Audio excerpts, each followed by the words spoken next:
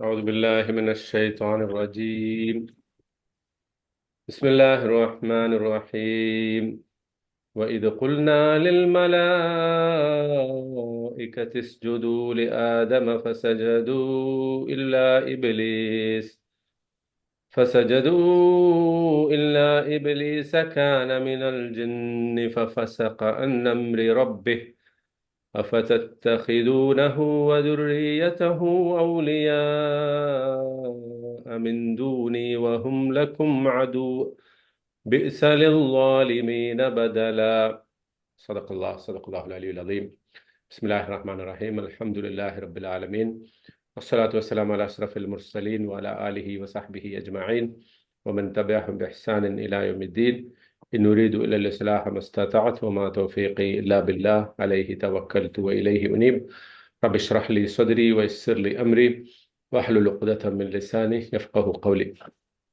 ബഹുമാനരായ സഹോദരന്മാരെ, അസ്സലാമു അലൈക്കും വറഹ്മത്തുള്ളാഹി വബറകാതുഹു. വിശുദ്ധ ഖുർആൻ പഠിക്കുകയും മനസ്സിലാക്കുകയും അത് ജീവിതത്തിൽ പകർത്തുകയും ചെയ്യുന്ന ആളുകളുടെ കൂട്ടത്തിൽ അള്ളാഹു നമ്മെ ഉൾപ്പെടുത്തി അനുഗ്രഹിക്കുമാറാകട്ടെ. നാം ഇവിടെ ഒരുമിച്ച് കൂടിയതുപോലെ നാളെ അള്ളാഹുവിൻ്റെ വിശാലമായ സ്വർഗത്തിലും അവൻ നമ്മെ ഒരുമിച്ച് കൂട്ടി അനുഗ്രഹിക്കുമാറാകട്ടെ. നമ്മിൽ നിന്ന് മരണപ്പെട്ടു പോയ ആളുകൾക്ക് അള്ളാഹു മഗ്ഫിറത്തും മർഹമത്തും നൽകി അനുഗ്രഹിക്കട്ടെ. രോഗബാധിതരുടെ രോഗങ്ങൾ അള്ളാഹു ഷിഫയാക്കി കൊടുക്കുമാറാകട്ടെ. മറ്റ് പ്രയാസങ്ങളൊക്കെ അള്ളാഹു ദൂരീകരിച്ചു കൊടുക്കുമാറാകട്ടെ. ആമീൻ യാ റബ്ബൽ ആലമീൻ. അപ്പൊ നമ്മൾ ഇന്ന് പഠിക്കുന്നത് സൂറത്തുൽ കഹ്ഫിലെ 50-ാമത്തെ ആയത്താണ്. ഈ 50, 51 ആയത്തുകൾ കൂടി ഈ നേരത്തെ നമ്മൾ പറഞ്ഞ വിഷയവുമായിട്ട് ബന്ധപ്പെട്ടതാണ്. അപ്പോൾ അതായത് ഇപ്പൊ കഴിഞ്ഞ ക്ലാസ്സിലൊക്കെ നമ്മൾ കഴിഞ്ഞ 2 ക്ലാസ്സിലായിട്ട് നമ്മൾ പറഞ്ഞുകൊണ്ടിരുന്നത് പരലോകത്തെ യൗമുൽ ഖിയാമയുടെ ഒരു ഭൂമിയിലെ ചില ലക്ഷണങ്ങൾ പറഞ്ഞു അല്ലെ. സുയറത്തിൽ ജിബാലു എന്നുള്ള അർത്ഥത്തിൽ അല്ലെ, യൗമ പിന്നെ തറന്നാസ് അല്ല എന്താണ് തറൽ അർല ബാരിസത്തൻ, അങ്ങനെ അന്ത്യനാളിന്റെ അടയാളങ്ങളൊക്കെ ചിലത് പറഞ്ഞു. പിന്നെ അവിടെ കിതാബ് നൽകപ്പെടുന്ന കാര്യം പറഞ്ഞു.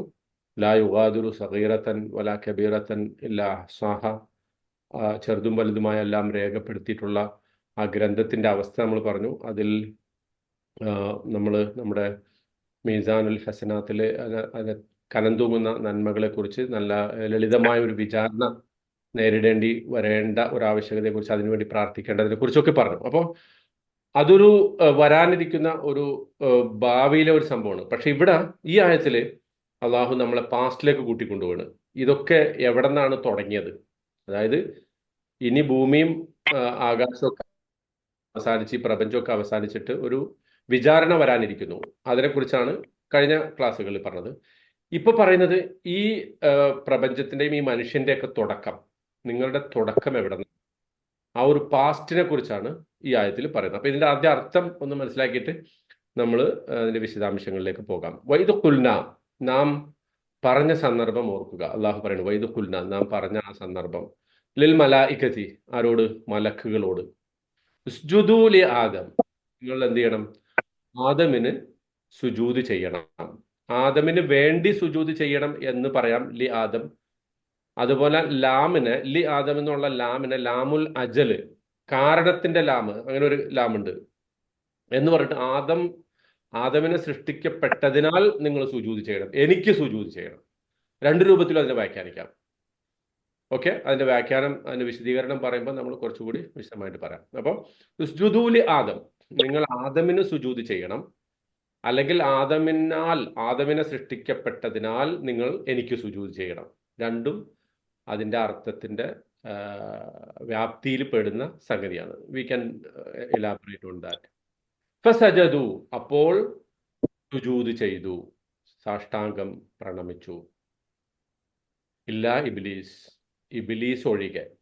അപ്പൊ സ്വാഭാവികമായിട്ട് നമുക്ക് സംശയം വരും, മലക്കുകളോടല്ലേ പറഞ്ഞത്, ഇപ്പൊ ഇബ്ലീസ് ഒഴികെ എന്ന് എന്തുകൊണ്ട് പറഞ്ഞു? അപ്പൊ ഇബ്ലീസ് മലക്കായിരുന്നോ?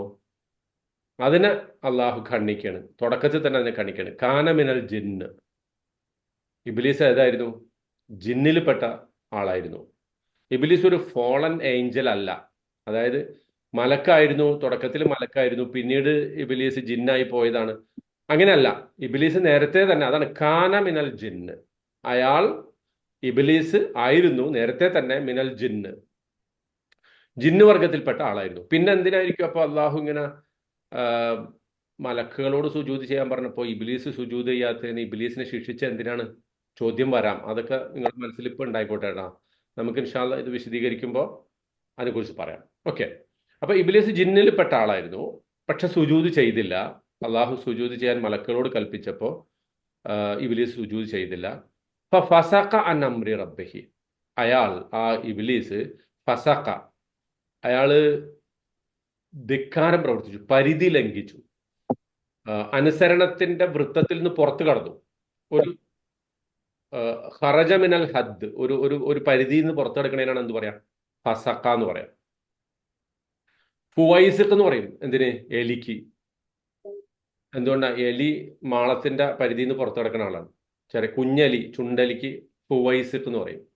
ചെറിയ ഫാസിക്കാണ് അവൻ. ആര്? എലി. എന്താ? എലി മാളത്തുനിന്ന് പുറത്ത് കിടക്കുന്ന ആളായതുകൊണ്ട്.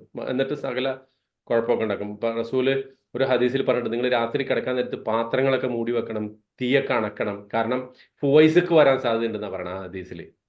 ഫുവൈസിക്ക് എന്ന് പറഞ്ഞാൽ കുഞ്ഞലി, ചുണ്ടലി എന്നൊക്കെ അർത്ഥമാണ്. സ്മോൾ റാറ്റ്, മൗസ് എന്നുള്ള അർത്ഥത്തിൽ. അപ്പോൾ ആ വാക്ക് ഓർമ്മയിലുണ്ടാകണം കേട്ടോ. ഫസഖ, പുറത്ത്, ഒരു ഒരു അനുസരണത്തിന്റെ അല്ലെങ്കിൽ ഒരു പരിധിയുടെ പുറത്ത് കടന്നു. അൻ അംരി റബ്ബിഹി, അവന്റെ റബ്ബിന്റെ കൽപ്പനയുടെ പരിധിയിൽ നിന്ന് ആര് പുറത്തു കടന്നു? ഇബ്ലീസ്. ഇബ്ലീസ് എന്ന് പറഞ്ഞ പേര് എന്താണ്? ഒരു പ്രോപ്പർ നൗൺ ആണ് കേട്ടോ അത്. പക്ഷെ അതിനർത്ഥം പറഞ്ഞവരുണ്ട്. ഇബ്ലീസ് എന്ന് പറഞ്ഞാൽ ഹോപ്പില്ലാത്ത ആളാണ്. അത് ഡയാബുലുസ് എന്ന് പറയുന്ന ഒരു പിന്നെ സ്പാനിഷ് പദത്തിൽ നിന്നുണ്ടായതാണ്. ദി ഇബിലീസ്, അതാണ് ഡയാബുലുസ്. സ്പാനിഷിൽ, ഇംഗ്ലീഷിൽ ദി ഇബിലീസ് എന്ന് പറയുന്ന പോലെ സ്പാനിഷിൽ ഡയാബുലസ്. അത് ഓക്കെ, നമുക്ക് വിശദീകരിക്കാം ഇബിലീസിന്റെ വ്യാഖ്യാനങ്ങൾ. ഓക്കെ. അപ്പോൾ ഇബിലീസ് അവന്റെ റബ്ബിന്റെ കൽപ്പനയിൽ നിന്ന്, ആ കൽപ്പനയെ അനുസരിക്കുന്നതിൽ നിന്നും മാറി പുറത്തു നടന്നു. അഫതത്തഖിദൂനഹു, നിങ്ങൾ അവനെ, ആ ഇബ്ലീസിനെ സ്വീകരിക്കുകയാണോ? വദുർരിയതഹു, അതുപോലെ ആ ഇബ്ലീസിന്റെ അനുയായികളെയും സന്താന പരമ്പരകളെ. അപ്പോൾ ഇബ്ലീസ് ജിന്ന് പെണ്ണ് കെട്ടോ, ജിന്നിന് മക്കളുണ്ടാവോ എന്നൊക്കെ സംശയമൊക്കെ വരാം. അതൊക്കെ ഉണ്ടായിക്കോട്ടെ കേട്ടാ. ആ സംശയങ്ങളൊക്കെ നമുക്ക് കുറച്ച് പറയാം. അപ്പൊ അഫതത്തഖിദൂനഹു വദുർരിയതഹു, ആ ഇബ്ലീസിനെയും ആ ഇബ്ലീസിന്റെ സന്താനങ്ങളെയും അല്ലെങ്കിൽ ദുരിയത്തിന് അവരുടെ അനുയായികളെന്നും പറയാൻ പറ്റും.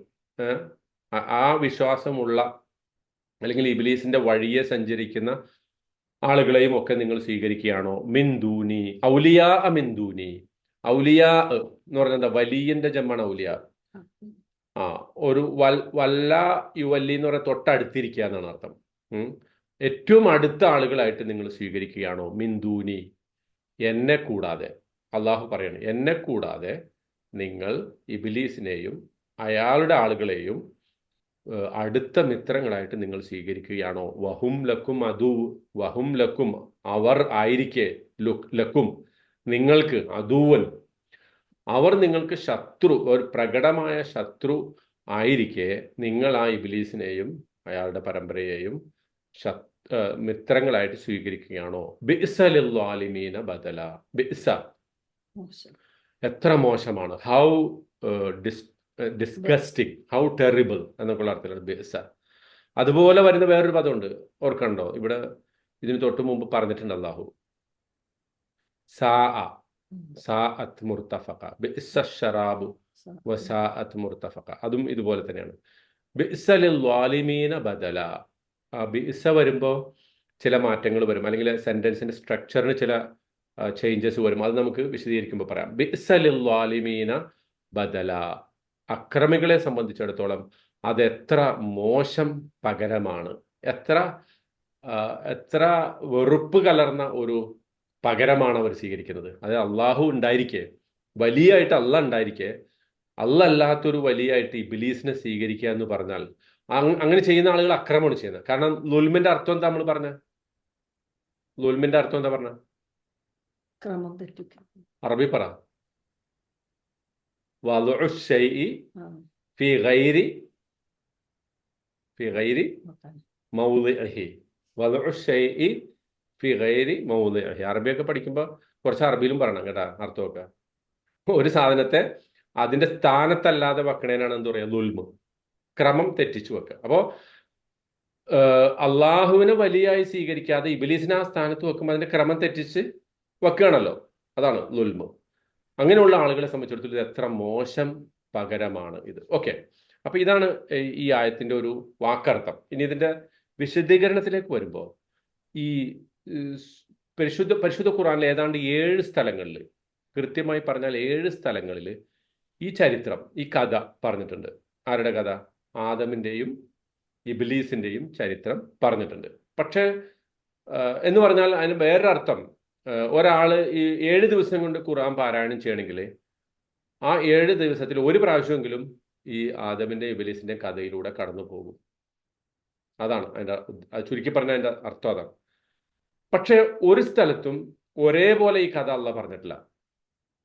ആ സൂറത്തിൽ പറയുമ്പോൾ ആ കോണ്ടെക്സ്റ്റിൽ, അല്ലെങ്കിൽ ആ സൂറത്തിന്റെ മൊത്തം ഒരു തീം എന്താണോ, ആ സൂറത്തിലെ ഏത് തരം ആളുകളെയാണോ അഡ്രസ്സ് ചെയ്യുന്നത് അവർക്ക് അനുകൂലമായിട്ട്, അല്ലെങ്കിൽ അവരുടെ മനസ്സിൽ ഈ കഥയിൽ നിന്ന് ഏത് വശമാണ് വരേണ്ടത് ആ വശമാണ് പറഞ്ഞിട്ടുള്ളത്. ഉദാഹരണത്തിന് സൂറത്തുൽ ബഖറയിൽ അത് ആരംഭിക്കുന്നത് എങ്ങനെയാ? വൈദ് ഖാല റബ്ബുക്കലിൽ മലായികത്തി ഇന്നി ജാഇലുൻ ഫിൽ അർളി ഖലീഫ.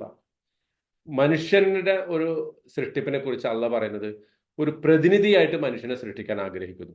ഈ ജാഇലുൻ ഫിൽ അർളി ഖലീഫ എന്നുള്ളത് ആദമിന്റെ കഥ പറഞ്ഞ, ആദം അലൈഹി ഇസ്ലാമയുടെ കഥ പറഞ്ഞ മറ്റൊരു സ്ഥലത്തും അള്ളാഹ് പറഞ്ഞിട്ടില്ല.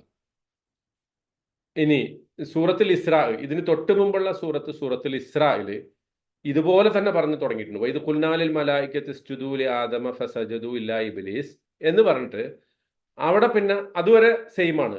പക്ഷെ അവിടെ പിന്നെ പറയുന്നത് ഖാല അസ്ജുദു ലിമൻ ഖലഖതഹു തീനൻ.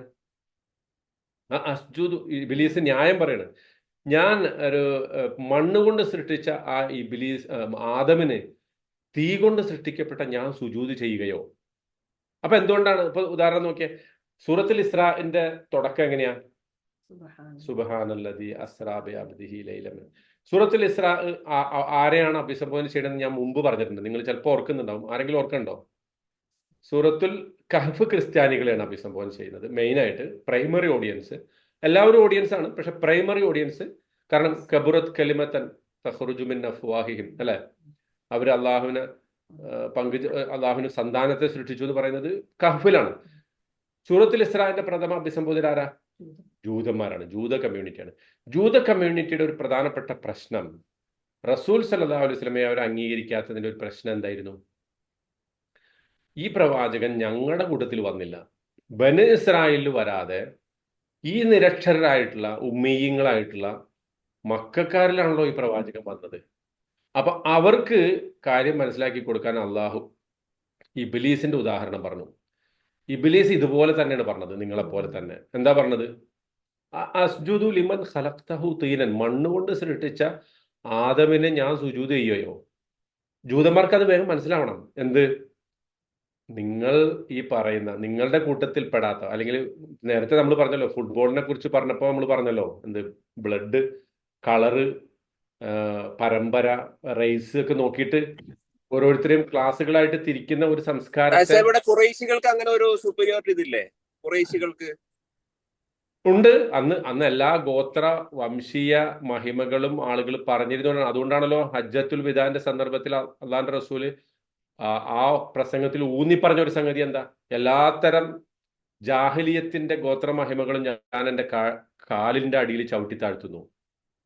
ലാ ഫദ്ല ലി അറബിയൻ അല അജമിയൻ. അതുകൊണ്ടായിരുന്നു.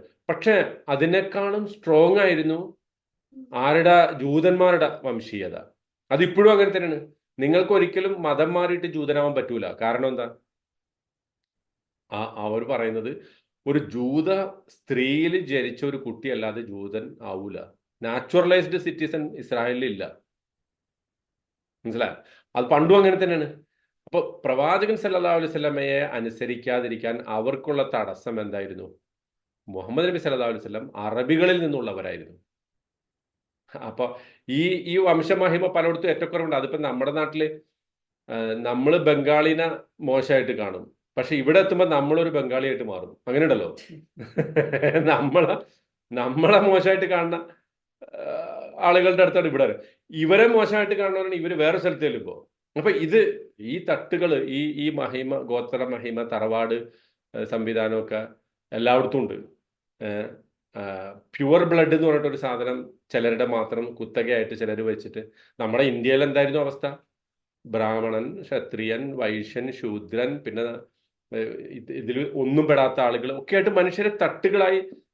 അപ്പൊ ആ ഒരു വംശീയ മഹിമയെ എതിർക്കുന്ന ഒരു വാചകമാണ് സൂറത്തുൽ ഇസ്രായില് ആദം നബിയുടെ കഥ പറയുമ്പോൾ അള്ളാഹു എടുത്തു പറയുന്ന ഒരു സംഗതി. മണ്ണ് കൊണ്ട് സൃഷ്ടിച്ച ഇവന് ഞാൻ സുജൂദ് ചെയ്യുകയും, ഞാൻ തീ കൊണ്ടാണ്, തീയാണ് ഉത്തമം. അതൊരു ഡിബേറ്റാണ്. പിശാച് മുന്നോട്ട് വെക്കുന്ന ഒരു ഫേക്ക് ഡിബേറ്റാണ്. ശരിക്കും തീയല്ല, ആർത്ഥത്തിൽ നോക്കുകയാണെങ്കിൽ മണ്ണാണ് ഉത്തമം. കാരണം തീയനെ കെടുത്താൻ മണ്ണിന് പറ്റും. പക്ഷെ പിശാചിനത് അറിയാത്തത് കൊണ്ടല്ല.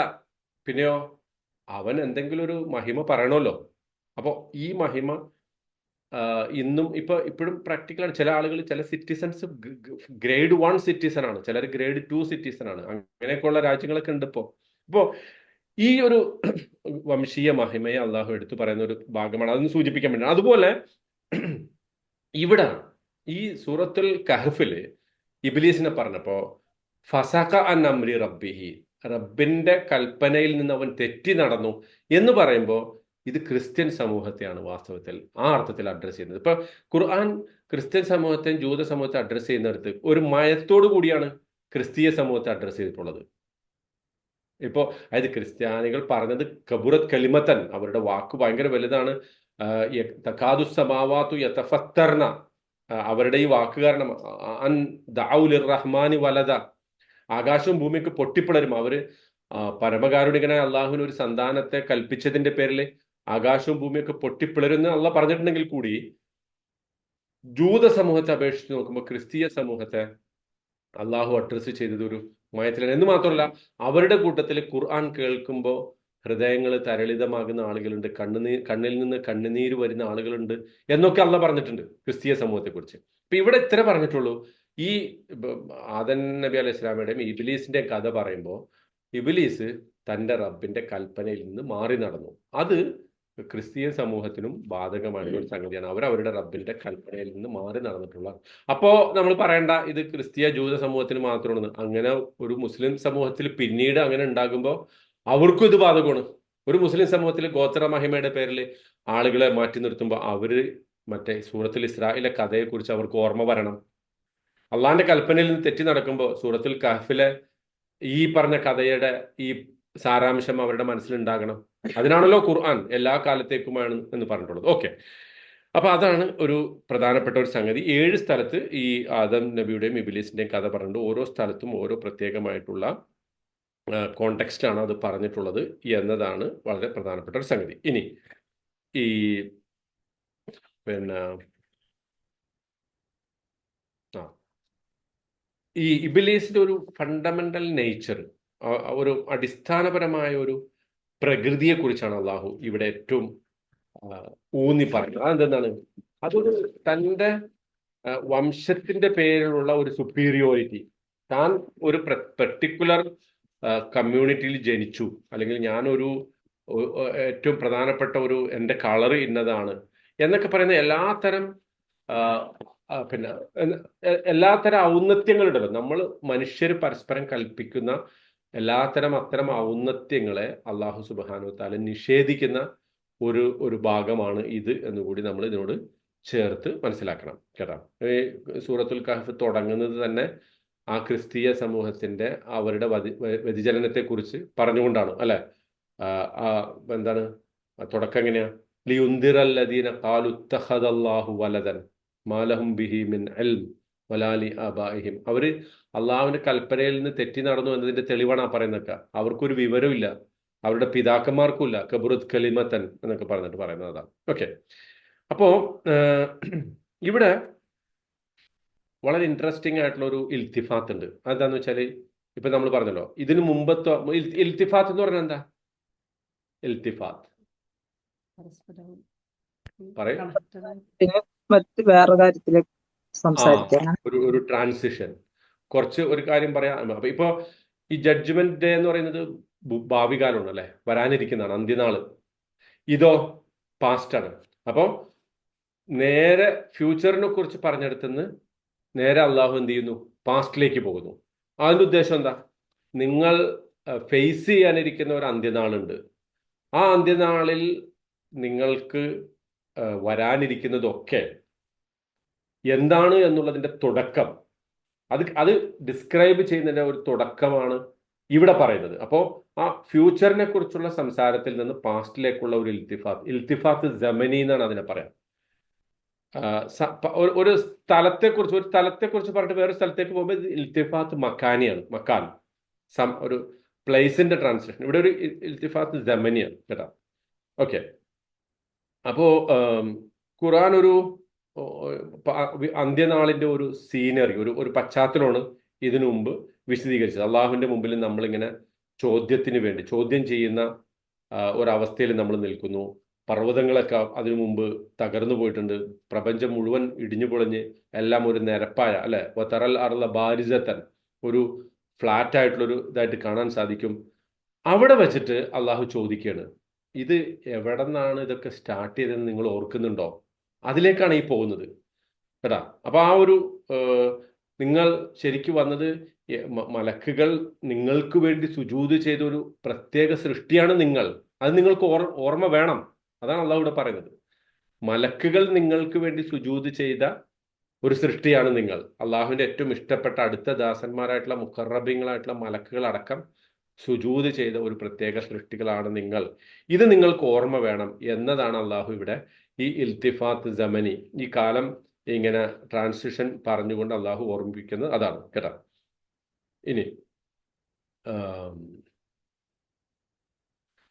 ഇത് കുൽനാലിൽ മലായിക്ക. അപ്പൊ ഇവിടെ നമ്മൾ പറഞ്ഞല്ലോ അള്ളാഹു പറയണം. അപ്പോൾ അവിടെ നോക്കൂ, അവിടെയും ഉണ്ട് ഒരു ഇൽത്തിഫാത്ത് ലമീർ. അതായത് ഇവിടെ ഈ ആയത്ത് അള്ളാഹു തുടങ്ങുന്നത് എങ്ങനെയാ? വൈദ് കുൽന, നാം പറഞ്ഞപ്പോൾ എന്നാണ്.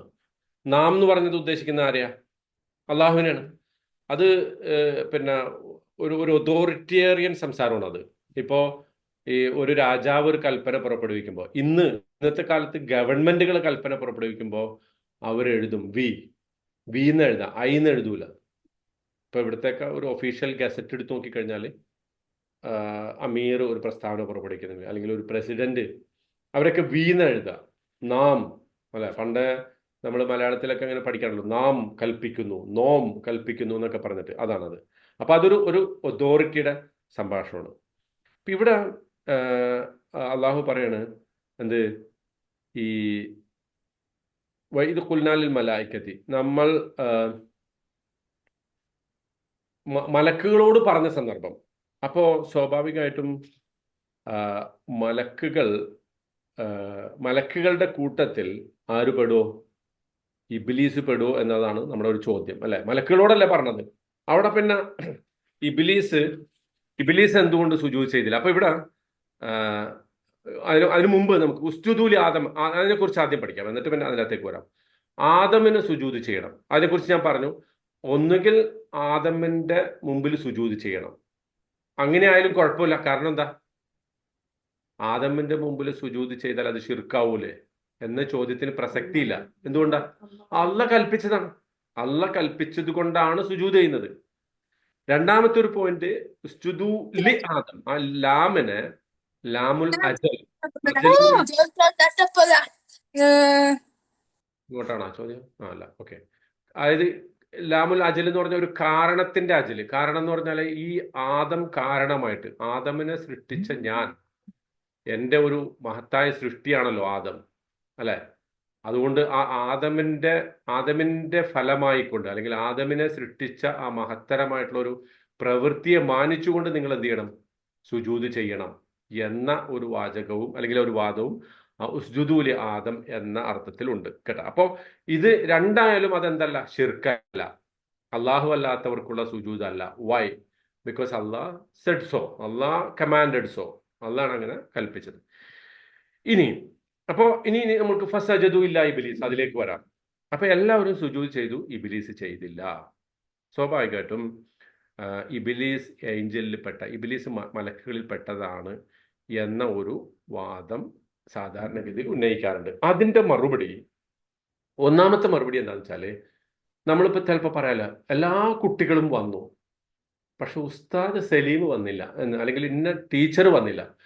എല്ലാ കുട്ടികളും വന്നു, കണക്ക് ടീച്ചർ വന്നില്ല. അങ്ങനെ പറയാം. എല്ലാ കുട്ടികളും വന്നു, അഹമ്മദ് വന്നില്ല. ഞാൻ ഇവിടെ ഉള്ള അഹമ്മദിനല്ലാട്ടോ ഉദ്ദേശിച്ചത്, അഹമ്മദ്. അപ്പൊ അത് എന്തായി?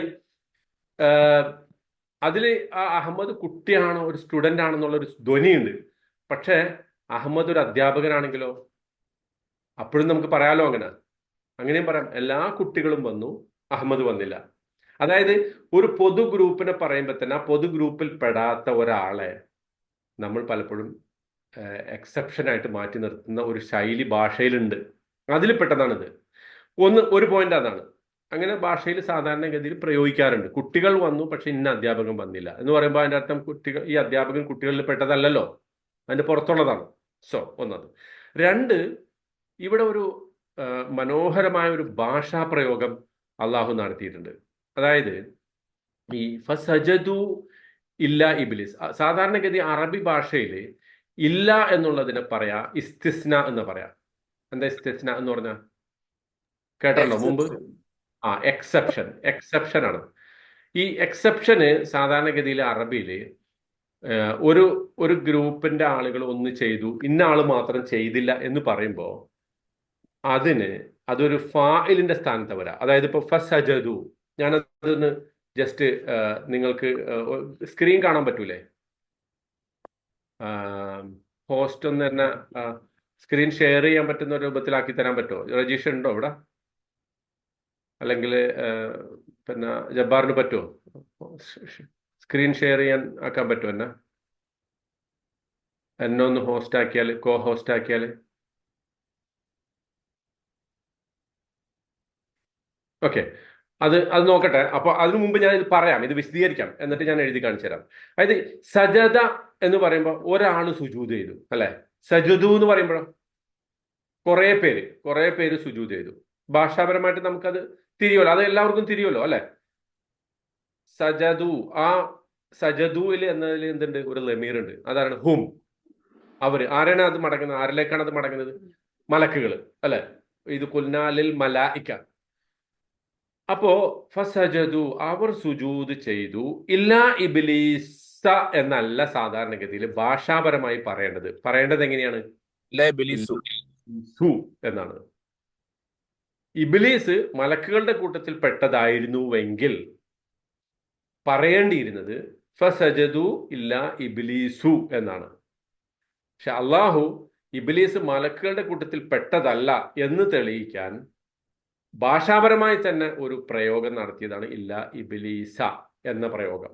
അത് ഗ്രാമറിൽ, അറബിക് ഗ്രാമറിൽ ഇസ്തിസ്ന പറയുമ്പോൾ അറബി ഭാഷയിൽ അങ്ങനെ ഒരു സംഗതി ഉണ്ട്. അത്രയും മനസ്സിലാക്കിയാൽ മതി കേട്ടാ. അപ്പോ ഭാഷാപരമായി പോലും പറയുമ്പോൾ ഇബ്ലീസ് ഏത് വിഭാഗത്തിൽപ്പെട്ട ആളായിരുന്നില്ല? മലക്കുകളുടെ വിഭാഗത്തിൽപ്പെട്ട ആളായിരുന്നു. മറിച്ച് അള്ളാഹു പറഞ്ഞത് അവിടെ ഉള്ള ആ സദസ്സിലുള്ള മുഴുവൻ ആളുകളോടും, ആകാശ ലോകത്തുള്ള മലക്കുകളും മറ്റെല്ലാവരും ഉൾപ്പെടെയുള്ള ആളുകളോടാണ് സുജൂദ് ചെയ്യാൻ പറഞ്ഞത്. അതിൽ ഇബ്ലീസ് ഉണ്ടായിരുന്നു, പക്ഷെ ഇബ്ലീസ് സുജൂദ് ചെയ്തില്ല എന്ന് പറഞ്ഞാൽ അതിന്റെ മറ്റൊരർത്ഥം ഇത്രേ ഉള്ളൂ. സിമ്പിളായിട്ട് ഇത്രേ ഉള്ളൂ. അള്ളാഹു സുജൂദ് ചെയ്യാൻ പറഞ്ഞ കൽപ്പനയെ ഇബ്ലീസ് ധിക്കരിച്ചു. അപ്പൊ മലക്കുകളുടെ കൂട്ടത്തിൽ പെട്ടതായാലും ഇല്ലെങ്കിലും, പിന്നെ ഇവിടെ കൃത്യമായി പറയുന്നുണ്ട് കാനമിനൽ ജിന്നി എന്നുള്ളത് പറയുന്നുണ്ട്. പക്ഷെ നമ്മുടെ ചില തഫ്സീറുകളുടെ ഒരു പ്രശ്നം വെച്ചാൽ ഈ തഫ്സീറുകളിൽ ഇതെല്ലാം കൂടി വെച്ചിട്ട് ഇങ്ങനെയൊക്കെ കുറെ വ്യാഖ്യാനിക്കുന്നത്. അപ്പൊ അത് ചില ഓരോരുത്തരുടെയും ഓരോ എന്താ പറയാ, അവരവർ ഇമ്പോർട്ടൻസ് കൊടുക്കുന്ന സംഗതികൾക്ക് അവരവരെന്ത് ചെയ്യും, അതിനെക്കുറിച്ച് കൂടുതലായിട്ട് വ്യാഖ്യാനിക്കും എന്ന് മാത്രം അതിനെക്കുറിച്ച് മനസ്സിലാക്കേണ്ടതുള്ളൂ. അപ്പോൾ നമുക്ക് ഇത്രയപ്പോൾ ഇതിനകത്തുനിന്ന് അറിയേണ്ടതുള്ളൂ. ഇബ്ലീസ് എന്തായിരുന്നില്ല? മലക്കായിരുന്നില്ല. ഇബ്ലീസ് ജിന്നുകളുടെ കൂട്ടത്തിൽപ്പെട്ടതായിരുന്നു. അവിടെ ഉണ്ടായിരുന്ന മലക്കുകളോടൊപ്പം ഇബ്ലീസിനോടും അള്ളാഹു കൽപ്പിച്ചിരുന്നു സുജൂദ് ചെയ്യാൻ. ആ സുജൂദ് ആര് ചെയ്തില്ല? ഇബ്ലീസ് ചെയ്തില്ല. സോ അയാൾ ഫാസിഖായിട്ട് മാറി, ആ കൽപ്പനയുടെ പരിധിക്ക് പുറത്തു കടന്നു. ഓക്കെ, ആ നസബ് അതിനെക്കുറിച്ച് പറയാൻ വേണ്ടിയിട്ടാണ്. ഇനി ഇബ്ലീസിന്റെ പേര് ഒരു സ്പാനിഷ് വേർഡാണ്, അതൊരു ലാറ്റിൻ വേർഡാണ്, ദയാബുലുസ് എന്ന് പറയുന്നത്. അതൊക്കെ ഓരോ വ്യാഖ്യാനങ്ങളാണ്. പക്ഷെ നമ്മൾ ഇവിടെ മനസ്സിലാക്കേണ്ടത് ഒരു പ്രോപ്പർ നൗണാണ് എന്നതാണ്. അതിനെക്കുറിച്ച് പറയുന്ന ഇബ്ലീസിന്റെ ഒരു വാക്കർത്ഥമായിട്ട് പറയുന്നത് എന്താണ്? ദൈവത്തിന്റെ നീതിയെക്കുറിച്ച് അല്ലെങ്കിൽ കാരുണ്യത്തെക്കുറിച്ച് നിരാശനായവൻ, അല്ലെങ്കിൽ ദൈവത്തിന്റെ നീതിയിൽ നിന്ന് ആട്ടിയകറ്റപ്പെട്ടവൻ, കാരുണ്യത്തിൽ. ഇത് ഖുർആനിന്റെ ഒരു ശൈലിയാണ്. എങ്ങനെ, എന്ത് ശൈലി? മറ്റ് മതങ്ങളിലോ അല്ലെങ്കിൽ മറ്റ് മതഗ്രന്ഥങ്ങളിലൊക്കെ അല്ലെങ്കിൽ നിലവിലുള്ള അറബിക്, ആ ജാഹിലിയ കാലഘട്ടത്തിൽ നിലവിലുള്ള അറബിക് ട്രഡീഷനിലുള്ള അത്തരം ആളുകളുടെ പേരുകൾ ഖുർആനിൽ പറയുമ്പോൾ ഖുർആൻ അവർക്ക് കൊടുത്തിട്ടുള്ള ഒരു പേരെടുത്ത് നോക്കിക്കഴിഞ്ഞാൽ മറ്റുള്ളവർ പറഞ്ഞ അതേ അർത്ഥത്തോട് സാമ്യമുള്ളതായിട്ട് കാണാം. ഫോർ എക്സാമ്പിൾ, ഇബ്രാഹിം നബിയുടെ ബാപ്പയുടെ പേര് ഖുർആനിൽ പറയുന്നുണ്ട്. എന്താ പേര്? ഇത് ഖാലലി അബീഹി ആസറ. ആസറ, ആസറിന്റെ അർത്ഥം ആസാറ, ഹംസ സാ, അതാണ് പദം. ആസറിന്റെ അർത്ഥം വിസിർ, കേട്ടല്ലേ? വിസിർ. ആ, വലാ തസിറു വാസിറത്തുൻ വിസ്റ ഉഖ്റ. ശരിക്ക് ഓൾഡ് ടെസ്റ്റമെന്റില് ഇബ്രാഹിം നബിയുടെ പിതാവിന്റെ പേരായിട്ട് പറയുന്നത്, അദ്ദേഹം ഒരു ലോഗ് വുഡ്, ഈ മരത്തിന്റെ വിറകുകൾ ചുമക്കുന്ന ഒരു പണിയായിരുന്നു, അല്ലെങ്കിൽ അത്തരം ഒരു വർക്കായിരുന്നു അദ്ദേഹത്തിന്റെ എന്ന് പറയപ്പെട്ടിട്ടുണ്ട്. ആർക്ക്? ഈ ആദറിന്റെ ഒരു പണിയായിട്ട് ഓൾഡ് ടെസ്റ്റമെന്റിൽ, അന്ന് നിലവിലുള്ള മാറ്റപ്പെട്ട ഗ്രന്ഥങ്ങളാകാം, അതായത് അള്ളാഹുവിന്റെ വചനങ്ങളെ മാറ്റിമറിച്ച ഗ്രന്ഥങ്ങളാകാം, പക്ഷെ അതിൽ ആ പേര് പറയുന്നുണ്ട്. ആ പേരിന് ഒരു സാമ്യമുള്ള ഒരു പദമാണ് അള്ളാഹു ഖുർആനിൽ ഇബ്രാഹിം നബിയുടെ വാപ്പയുടെ പേരായിട്ട് പറഞ്ഞത്. അതെന്താണ്? ആസർ. മനസ്സിലായി? അപ്പൊ ആ ഭാരം വഹിക്കുന്നവൻ. ഇനി മൂസാ നബിയുടെ ഉമ്മയുടെ പേര് ഖുർആനിൽ പറഞ്ഞിട്ടുണ്ടോ? മൂസാ നബിയുടെ ഉമ്മയുടെ പേര് ഇല്ല, ഇല്ല. പക്ഷേ മൂസാ നബിയുടെ ഉമ്മാക്ക് ഒരു വിശേഷണം അള്ളാഹു കൊടുത്തിട്ടുണ്ട്.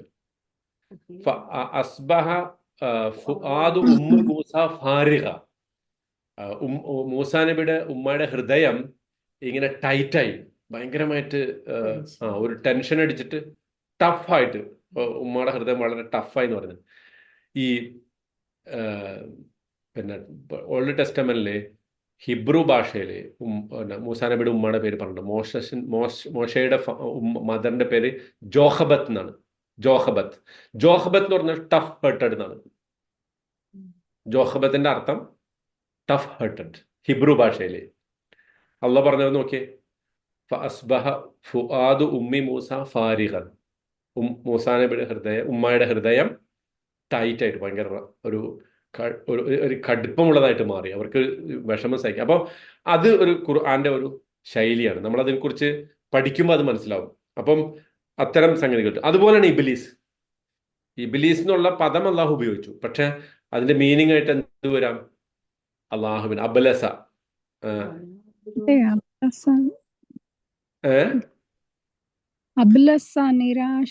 നിരാശനായവൻ. അള്ളാഹുവിന്റെ കാരുണ്യത്തെ കുറിച്ച് നിരാശനായവൻ, അതിൽ നാട്ടി അകറ്റപ്പെട്ടവൻ എന്ന അർത്ഥത്തിൽ അബലസ പറയാം. അപ്പൊ ഇബ്ലീസ്. ഓക്കെ. കാനമിനൽ ജിൻ. അപ്പൊ അള്ളാഹു വളരെ സംശയത്തിന് ഇടവില്ലാതെ വിധം വ്യക്തമാക്കിയാണ് ഇബ്ലീസ് എന്തായിരുന്നു? ജിന്നിന്റെ കൂട്ടത്തിൽ പെട്ടവരായിരുന്നു. അപ്പോ അത് ഉൾക്കൊള്ളാൻ പ്രയാസമുള്ള മുഫസ്സിറുകളാണ് എന്താക്കിയിരിക്കുന്നത്, ഈ ഇബ്ലീസിനെ ഏഞ്ചലിന്റെ, പിന്നെ ഒരു നേരത്തെ ഒരു ഏഞ്ചലായിരുന്നു, പക്ഷെ സുജൂദ് ചെയ്യാൻ വിസമ്മതിച്ചത് കൊണ്ട് ജിന്നാക്കി. അതാണ് ഈ കാനമിനൽ ജിന്ന്. അദ്ദേഹം അങ്ങനെ ജിന്നായി മാറി. അവർ കാനക്ക് അർത്ഥം കൊടുത്തിരിക്കുന്നത് അങ്ങനെ അദ്ദേഹം ജിന്നായി മാറി എന്നാണ്. മനസ്സിലായ? ചില തഫ്സീറുകൾ വായിച്ചാൽ നമുക്ക് ഭയങ്കര രസം തോന്നും. ഇപ്പോൾ ഈ ഗുഹാവാസികളുടെ ഒപ്പം ഒരു കൽബുണ്ടല്ലോ, കൽബുഹും ബാസിത്തുൻ ദിറാഇഹി ബിൽ വസീദ്. ആ നായ അതിന്റെ ഈ പിന്നെ മുൻകൈ ഇങ്ങനെ നീട്ടിയിരുന്നു. അപ്പൊ ചിലർക്ക് ഈ നായ ഒരു മുസ്ലിങ്ങളുടെ ഒപ്പം കൂടിയതിനെ ഉൾക്കൊള്ളാൻ പറ്റാത്തവരുണ്ട്. നായ വൃത്തികെട്ടതായിട്ടും നായ ഹറാമായിട്ടും ഒക്കെ കരുതുന്ന കുറെ മുഫസ്സിറുകളുണ്ട്. അവര് ഈ നായയെ കൽബല്ല, അത് ഹാദിമാണ് എന്ന് ചിത്രീകരിക്കാൻ വേണ്ടി 3 പേജൊക്കെ എഴുതിയിട്ടുണ്ട്. അപ്പൊ പക്ഷെ നോക്ക്, ഈ നായ ഇങ്ങനെ കൈ നീട്ടി ഗുഹാമുഖത്ത് ഇരുന്നു എന്ന് പറയുമ്പോൾ ഹാദിമ് കൈ നീട്ടി ഇരിക്കണതിനെ കുറിച്ച് അല്ലല്ലോ ഖുറാൻ പറഞ്ഞത്. ഖുറാൻ വളരെ വ്യക്തമായിട്ട് കൽബുഹും ബാസിത്തുൻ ദിറാഇഹി എന്ന് പറഞ്ഞിട്ടുണ്ട്. അതുപോലെയാണ് ഇപ്പൊ ഈ പറഞ്ഞ കഥ. അപ്പൊ അത്തരം വിശദീകരണങ്ങളെ മനുഷ്യരുടെ അഭിപ്രായങ്ങളായിട്ട് മാത്രം നമ്മൾ കണ്ടാൽ മതി. അള്ളാഹു അത് ഉദ്ദേശിച്ചിട്ടില്ല എന്ന് നമ്മൾ വളരെ സ്ട്രെയിറ്റ് ഫോർവേഡ് ആയിട്ട് ഇവിടെ മനസ്സിലാക്കുക. ഇബ്ലീസ് സ്വാഭാവികമായും പ്രകൃതിപരമായും ഒരു ജിന്നായിരുന്നു. ഇനി ജിന്നിന്റെ അർത്ഥം എന്താ? എന്നാൽ സുജൂദ് ചെയ്യാൻ മലക്കുകളോട് പറഞ്ഞതാണോ ജിന്നുകളോട് പറഞ്ഞതാണോ? അതാ പറഞ്ഞ വൈദക്കുൽനാലിൽ മലായിക്ക, മലക്കുകളോട് പറഞ്ഞു എന്ന് പറഞ്ഞു. അതെങ്ങനെയാന്ന് വെച്ചാല് നമ്മളിപ്പോ ഒരു ഗ്രൂപ്പ് ഓഫ് ആളുകളെ നമ്മൾ കൽപ്പിക്കുമ്പോൾ അല്ലെങ്കിൽ അവരോട് ഒരു സംഗതി പറയുമ്പോൾ അവിടെ ആ ഗ്രൂപ്പിൽ പെടാത്ത ആളുകൾ ഉണ്ടാവും. പക്ഷെ നമ്മൾ പറയുമ്പോൾ ഞാൻ ആ കുട്ടികളോട് പറഞ്ഞപ്പോൾ ഇപ്പൊ ആൺകുട്ടികൾ ഒരു ഭാഗത്തേക്ക് ഒരു പെൺകുട്ടിയുണ്ട് അതിൻ്റെ അകത്ത് എന്ന് വിചാരിച്ചോ. ഞാൻ ആ ആൺകുട്ടികളോട് ഇത് എടുക്കാൻ പറഞ്ഞു, പക്ഷെ അവള് ചെയ്തില്ല എന്ന് നമ്മൾ സാധാരണഗതിയിൽ ഒരു ഭാഷ സംസാരിക്കുമ്പോൾ പറയുമല്ലോ. അതുപോലത്തെ ഒരു പ്രയോഗമായിട്ട് അതിനെ മനസ്സിലാക്കേണ്ടതുള്ളൂ. കാരണം അള്ളാഹു അങ്ങനെ ഒരു പരാമർശം നടത്തിയിട്ട് പിന്നെ അതിനെ അള്ളാഹ്ക്ക് ന്യായീകരിക്കേണ്ടി വരുന്ന ഒരു അവസ്ഥ അള്ളാഹ്ക്ക് ഇല്ലല്ലോ. അപ്പൊ നമ്മൾ ആ വാചകത്തിന്റെ ഫേസ് വാല്യൂവിൽ എടുത്താൽ മതി. മലക്കുകളോട് പറഞ്ഞു, ഇബ്ലീസ് സുജൂദ് ചെയ്തില്ല, ഇബ്ലീസ് ജിന്നിൽപ്പെട്ടവരായിരുന്നു.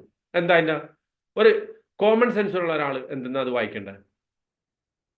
അപ്പൊ ആ പറഞ്ഞത് മലക്കുകളോട് മാത്രമായിരുന്നില്ല, മെജോറിറ്റി മലക്കുകളായിരുന്നു, പ്രിഡോമിനന്റ്ലി ആ കൂട്ടത്തിൽ ഉണ്ടായിരുന്ന മലക്കുകളായിരുന്നു, എല്ലാവരോടുമായിട്ടാണ് പറഞ്ഞത്. പക്ഷെ മലക്കുകൾ വരെ സുജൂദ് ചെയ്ത ഒരു കൂട്ടരാണ് നിങ്ങൾ എന്ന് പറയാൻ വേണ്ടി ആ വാക്ക് എടുത്തു പറഞ്ഞു.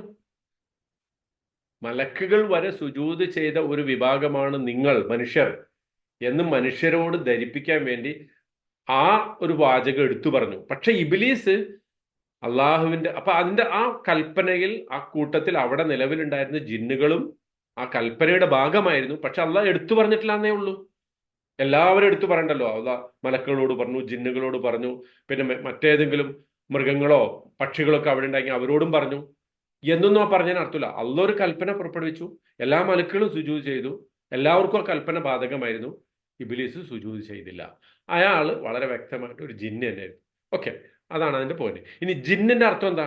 ജന്ന, മറഞ്ഞിരിക്കുന്നത്, മറഞ്ഞിരിക്കുന്നത്, മറഞ്ഞിരിക്കുന്നത്. മാഷാ അല്ലാഹ്, അഹ്സൻതി. ജുന്നത്ത്, അസ്യാമു ജുന്ന, അസ്യാമു ജുന്ന എന്ന് പറഞ്ഞിട്ടുണ്ട് അല്ലെ. നോമ്പൊരു പരിചയമാണ്, തടുക്കുന്ന ഒരു സംഗതിയാണ്. അപ്പൊ അങ്ങനെയാണെങ്കിൽ ജന്നത്തിന് എന്തുകൊണ്ട് ജന്നത്ത് എന്ന് പറയണം? സ്വർഗത്തിന്. ജന്നത്ത് വൃക്ഷങ്ങളും എല്ലാ പച്ചപ്പും കൊണ്ട് മറഞ്ഞതായിട്ട്. അതാണ്. അതായത് ചെളിയും മണ്ണും പൊടി പടലും ഒക്കെ മറച്ചു വെച്ചിട്ടുള്ള വളരെ മനോഹരമായ ഒരു തോട്ടം. ആ തോട്ടത്തിന്റെ എല്ലാ വൃത്തികേടുകളും മറഞ്ഞിരിക്കുന്നു. മുഴുവൻ ഭംഗി മാത്രമാണ്. അതുകൊണ്ടാണ് ജന്ന എന്ന് തന്നെ പറഞ്ഞത്. ഫലമ്മ ജന്ന അലൈഹിൽ ലൈലു എന്ന് ഇബ്രാഹിം നബി അലൈഹി സ്വലാമെ കുറിച്ച് പറഞ്ഞിട്ടുണ്ട്. ഇബ്രാഹിം നബി അലൈഹി സ്വലാം പറഞ്ഞല്ലോ, നക്ഷത്രത്തെ കണ്ടപ്പോൾ ഇതെന്റെ റബ്ബാണ് എന്ന് പറഞ്ഞ ആ വാചകം പറയാൻ വേണ്ടി അള്ളാഹ് പറഞ്ഞെന്താ? ഫലമ്മ ജന്ന അലൈഹി അല്ലൈലു, രാത്രി മറഞ്ഞപ്പോ അദ്ദേഹം പറഞ്ഞു റഅ കൗകബൻ ഖാല ഹാദാ റബ്ബി. ഇനി അപ്പൊ ജന്ന ശരിക്കും അർത്ഥം ഷീൽഡ്. ജന്ന അതിനാണ്. അപ്പൊ ജിന്ന് എന്ന് പറയാൻ കാരണം ജിന്ന് മറഞ്ഞിരിക്കുന്ന ആളാണ്. നമ്മുടെ കണ്ണിന് കാണാൻ പറ്റാത്തൊരു വിഭാഗമാണ് ജിന്നുകൾ. അതുകൊണ്ടാണ് ആ പേര് വരുന്നത് കേട്ടാ. ഓക്കെ, അത് ഇൻസിന്റെ ഓപ്പോസിറ്റ് അല്ലേ?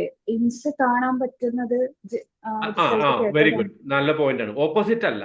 ഇൻസിന്റെ അർത്ഥം ശരിക്കും ഉൻസ്, നമുക്ക് ഇണക്കമുണ്ടാകുന്നത്. അതായത് മനുഷ്യരുടെ ഒരു പൊതു പ്രകൃതി എന്താ? നമ്മള് മറ്റൊരാളായിട്ട് പെട്ടെന്ന് ഇണങ്ങും. അതുകൊണ്ടാണ് പറയുന്നുണ്ടല്ലോ സയൻസ് മറക്കുന്നവൻ, അങ്ങനെയും പറയുന്നുണ്ടല്ലോ. എങ്ങനെ മറന്നു പോകുന്നവൻ, നസിയ. പക്ഷെ അത് ആ മറവിയാണ്, ഫൊർഗറ്റ് ആണ്. ഈ മറവി മറക്കുക എന്നുള്ളത് കവർ.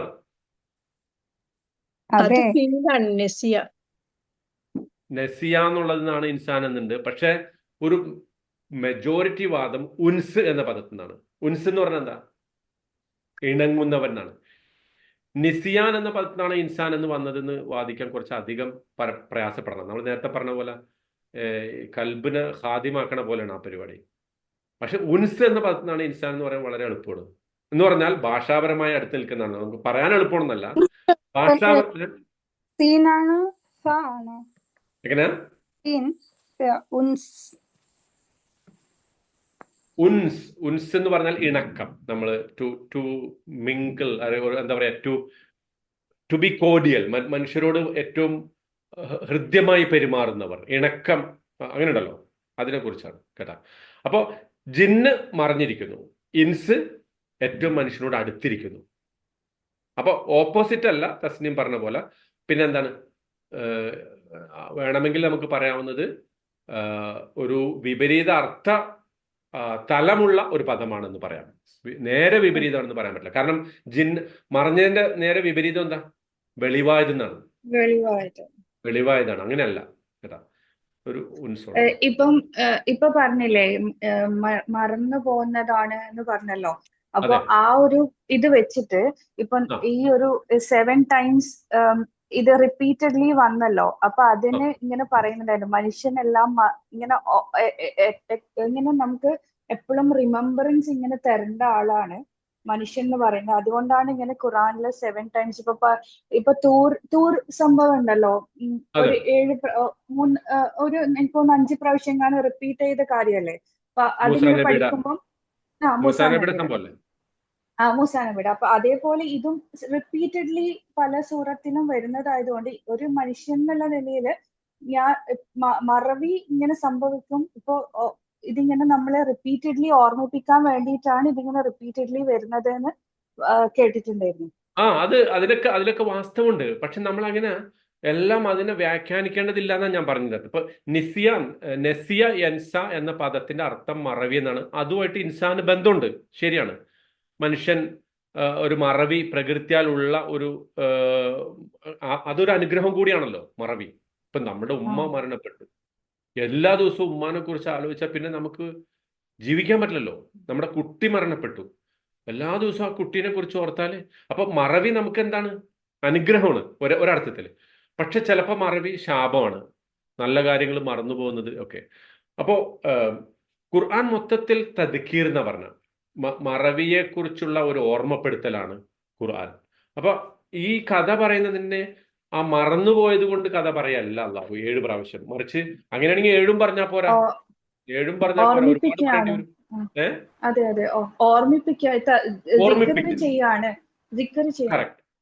ഓർമ്മിപ്പിക്കുക മാത്രമല്ല, ഈ 7 പ്രാവശ്യം ഞാൻ നേരത്തെ പറഞ്ഞ പോയിന്റിലേക്ക് വീണ്ടും തിരിച്ചു വരാം. 7 പ്രാവശ്യം പറഞ്ഞപ്പോഴും ഓരോ പോയിന്റിലും അത് പറയുന്നതിന് ആ ഖുർആൻ പറയുന്ന വിഷയവുമായിട്ട് ബന്ധമുണ്ട്, ആ തീമായിട്ട് ബന്ധമുണ്ട്.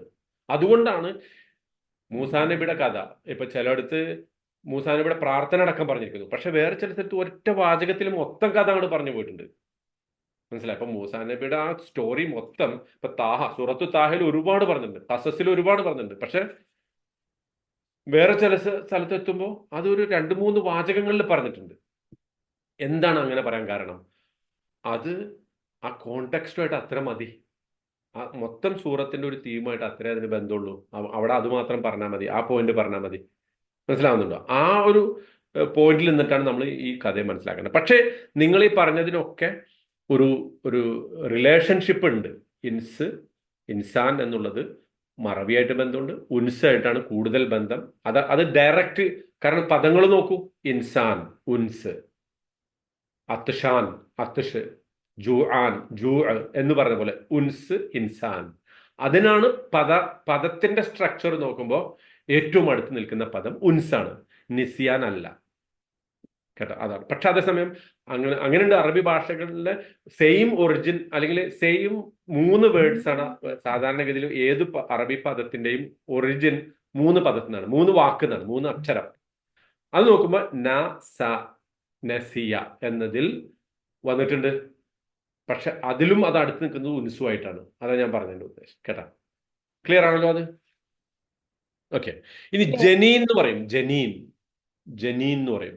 എന്തിനെ കുറിച്ചാ? അത് ഈ ഗർഭസ്ഥ ശിശു ഉണ്ടല്ലോ, ഫീറ്റസ് എന്നല്ല ഇംഗ്ലീഷ് പറയാം, അതിന് ജനീൻ എന്നാണ് അറബി പറയാ. എന്തുകൊണ്ടാ? അത് ഒരു ഉമ്മയുടെ ഗർഭപാത്രത്തിൽ മറഞ്ഞിരിക്കുന്ന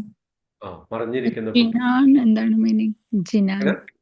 ജിനാന് ജന്നത്തിന്റെ ബഹുവചനമാണ്. ജന്നാത്ത് എന്നും പറയും, ജിനാൻ എന്നും പറയും, തോട്ടങ്ങൾ. അതും ജന്നയുടെ അർത്ഥം നമ്മൾ നേരത്തെ പറഞ്ഞല്ലോ, ഡേർട്ട്, ചെളിയും മണ്ണും ഒക്കെ മറച്ചു വെക്കണ ഒരു സംഗതി ആയതുകൊണ്ടാണ് ജന്നത്ത്. ഇങ്ങനെ ഓക്കെ. ആനസ, ഇൻസ്, അനീസ് എന്നുള്ള പദം ഉണ്ടല്ലോ, നമ്മള് ആൺകുട്ടികൾക്ക് ഇടുന്ന അനീസ്, അത് അതിൽ നിന്നാണ് ഇൻസ്. ഓക്കെ. അപ്പൊ ആ ഇൻസിനെ കുറിച്ച് നേരത്തെ പറഞ്ഞ പോലെ ഒരു വിസിബിൾ ആണ്, വളരെ പ്രകടമായി നിൽക്കുന്നതാണ്. ജിന്ന് എന്താണ്? ഇൻവിസിബിൾ ആണ്. അപ്പൊ ആ ഒരു ഓപ്പോസിറ്റ് മീനിങ്ങിലും അത് പറഞ്ഞിട്ടുണ്ട്. ഓക്കെ, അപ്പൊ ഇവിടെ ജിന്ന് കാനമിനൽ ജിന്നി എന്ന് ഇബിലീസിനെ കുറിച്ച് പറഞ്ഞതിൽ ഒരു ഡുവൽ മീനിങ് ഉണ്ട്, ദ്വയാർത്ഥമുണ്ട്. ഒന്നെന്താണ്? ആ ജിന്ന് എന്ന് പറയുന്ന സ്പീഷീസിൽ പെട്ടതാണ് ആര്? ഇബിലീസ്. രണ്ടാമത്തെ അർത്ഥം യഥാർത്ഥ അഹങ്കാരം മറച്ചു വെച്ച ആളാണ് ആര്? ഇബിലീസ്. ഇബിലീസ് എന്തുകൊണ്ടാണ് ആദമിന് സുജൂദ് ചെയ്യാതിരുന്നത്? അഹങ്കാരം കൊണ്ടാണ്. ഞാൻ ശ്രേഷ്ഠനാണ് എന്ന് പറയുന്നതിന് പകരം പറഞ്ഞത് എന്താ? എന്നെ തീ കൊണ്ട് സൃഷ്ടിച്ചു, അവനെ മണ്ണുകൊണ്ട് സൃഷ്ടിച്ചു. പക്ഷെ ഈ മണ്ണിനേക്കാളും തീ കൊണ്ട് സൃഷ്ടിക്കപ്പെട്ട ഞാൻ അവനേക്കാളും ഉത്തമനാണ് എന്നല്ല ആര് പറഞ്ഞത്? ഇബിലീസ് പറഞ്ഞത്. മറിച്ച് എന്നെ അസ്ജുദു ലിമൻ ഖലഖ്തഹു തീനൻ, നീ മണ്ണുകൊണ്ട് സൃഷ്ടിച്ച അവന് ഞാൻ സുജൂദ് ചെയ്യുകയോ എന്നേ ചോദിച്ചോളൂ. ആ പറഞ്ഞതിന്റെ ഉള്ളിലുള്ള മറച്ചു വെച്ചത് എന്താ? ഈഗോയാണ്. ഈഗോ. ആ ഈഗോ എപ്പോഴൊക്കെ മനുഷ്യന്റെ മനസ്സിൽ ഉണ്ടാകുന്നുവോ, നമ്മൾ മറ്റൊരാളെക്കാളും ബുദ്ധിപരമായിട്ടോ ശാരീരികമായി കായികമായിട്ടോ സാമ്പത്തികമായിട്ടോ തറവാടിന്റെ പേരിലൊക്കെ മേന്മയുള്ളവനാണ് എന്ന് നമ്മുടെ മനസ്സിൽ തോന്നുന്നപ്പോഴൊക്കെ നമ്മളൊരു ജിന്നാവുണ്ട്. മനസ്സിലായി? നമ്മളും ചിലപ്പോൾ ജിന്നാവും. എങ്ങനെ? നമ്മുടെ മനസ്സിലെ ഈഗോ, അഹങ്കാരത്തെ നമ്മൾ മറച്ചു വെച്ചിട്ട് മറ്റുള്ളവരുടെ മുമ്പിൽ മറ്റു പല ന്യായങ്ങൾ പറഞ്ഞ് അതിനെ ന്യായീകരിക്കുമ്പോൾ ആ ഒരു പോയിന്റും അങ്ങനത്തെ രണ്ടർത്ഥം ഈ ഇബ്ലീസാണ്. ഇങ്ങനെ ജിന്നും ഇബ്ലീസും സെയിം ആണോ? അല്ലല്ലോ. അല്ലല്ല, ജിന്ന് ഒരു വേറെ തന്നെ വർഗമാണല്ലോ. ആ ജിന്നിന്റെ കൂട്ടത്തിൽ ഇബിലീസ് അല്ലാത്ത നല്ല ജിന്നുണ്ട്. താൽസാബ് ഇപ്പൊ പറഞ്ഞത് ഞങ്ങള് അഹങ്കരിക്കുമ്പോ ജിന്നാവും. അല്ല, അങ്ങനെ ഉദ്ദേശം നമ്മളിപ്പോ പഠിച്ചതാണ്. കറക്റ്റ്. അന അക്സറു മിൻക മാലൻ വഅസ്സു നഫറ. അതായത് നമ്മളൊരു ജിന്നാവുന്നു ഞാൻ പറഞ്ഞത് ജിന്ന് വർഗത്തിൽപ്പെട്ട ആളാവുന്നല്ല, മറിച്ച് നമ്മളും ഒരു അഹങ്കാരം മറച്ചു വെച്ച ആളാവും എന്ന് പറഞ്ഞാൽ എല്ലാ ജിന്നുകളും അഹങ്കാരം മറച്ചു വെച്ച ആളല്ല. ഇവിടെ ഇബിലീസ് കാനമിനൽ ജിന്നി എന്ന് പറഞ്ഞപ്പോ രണ്ടർത്ഥമുണ്ട്. ഒന്ന്, ജിന്ന് വർഗത്തിൽപ്പെട്ട മുസ്ലിങ്ങളായ ജിന്നുണ്ട്. ഇപ്പൊ ഖുർആൻ കേട്ടിട്ട് ജിന്നില് ഇൻസാനെ പോലെ മുഅ്മിനുണ്ടാവും, എങ്ങനെ? അതെ, ജിന്നില് ഒമാ ഖലഖ്തുൽ ജിന്ന വൽ ഇൻസ ഇല്ലാ ലിയഅ്ബുദൂൻ. അതെ, ഇൻസാനും ജിന്നും എന്താണ് ഇബാദത്ത് ചെയ്യാൻ വേണ്ടിയിട്ടാണ് അത് സൃഷ്ടിച്ചിട്ടുള്ളത്. ശരിയാണ്. ഇബ്ലീസ് അങ്ങനല്ലല്ലോ. അതെ, ഇബ്ലീസ് ഇപ്പൊ നോക്കൂ, അല്ലദീ യുവസ്വിസു ഫീ സുദൂരിന്നാസ് മിനൽ ജിന്നത്തി വന്നാസ്. നമ്മൾ സൂറത്തുൻ നാസിലെ അഭയം തേടുന്നത് ഹൃദയങ്ങളിൽ വസ്വാസ് ഉണ്ടാക്കുന്ന ആ ശക്തിയിൽ നിന്നാണ്. ഖന്നാസ്, വസ്വാസൽ ഖന്നാസ്. അത് ജിന്നിലും പെട്ടവരുണ്ട്, മനുഷ്യരിലും പെട്ടവരുണ്ട്. എന്ന് പറഞ്ഞാൽ ഇബിലീസ് മനുഷ്യരിലും ഉണ്ടാവാം, ഇബിലീസിന്റെ പാത പിന്തുടർന്ന മനുഷ്യന്മാരും ഉണ്ടാകാം. അപ്പൊ ജിന്നാണോ ഇൻസാണോ എന്നതല്ല യഥാർത്ഥത്തിൽ അഹങ്കാരത്തിന്റെയും ഈ ഈഗോയുടെയൊക്കെ അടിസ്ഥാനം, മറിച്ച് നമ്മുടെ മനസ്സിന്റെ ഉള്ളിൽ നമ്മൾ എന്താണ് മറച്ചു വെക്കുന്നത് എന്നുള്ളതാണ്. പക്ഷെ ഞാൻ ഇവിടെ പറഞ്ഞതിന്റെ ഉദ്ദേശം, അള്ളാഹു ഇതൊരു ഡബിൾ മീനിങ്ങിലാണ് ഉദ്ദേശിച്ചത്. ഒന്ന്, ഇബിലീസ് ഒരു ജിന്ന് വർഗത്തിൽപ്പെട്ട ആളായിരുന്നു. രണ്ട്, ഇബിലീസ് അയാളുടെ അഹങ്കാരം മറച്ചു വെച്ച ആ വാക്കർത്ഥത്തിൽ തന്നെ ഒരു ജിന്നായിരുന്നു എന്നാണ് അർത്ഥം. അപ്പൊ ജിന്ന് എന്ന് പറഞ്ഞ പദം മോശമാണോ എന്നാരും ധരിക്കേണ്ടതില്ല കേട്ടോ, അതൊരു വർഗത്തിന്റെയും കൂടി പേരാണ്. ഓക്കെ, ഇനി ഫസഖ അൻ അംരി റബ്ബിഹി. ഇബ്ലീസ് എന്താ ചെയ്തത്? തന്റെ റബ്ബിന്റെ കൽപ്പനയിൽ നിന്ന് പുറത്തു കടന്നു. ഫസഖ എന്ന് പറഞ്ഞാല് അബൂ ഉബൈദത്തുൽ ജറാഹ് റളിയല്ലാഹു അൻഹു അദ്ദേഹം ഈ ഫസഖ എന്ന വാക്കിനെ കുറിച്ച് പറഞ്ഞത്, ഫസഖ എന്നുള്ള വാക്ക് ഞങ്ങൾ ആദ്യമായിട്ട് അറബിയിൽ കേൾക്കുന്നത് ഖുർആൻ പറഞ്ഞപ്പോഴാണ്. അതായത് ഖുർആനാണ്.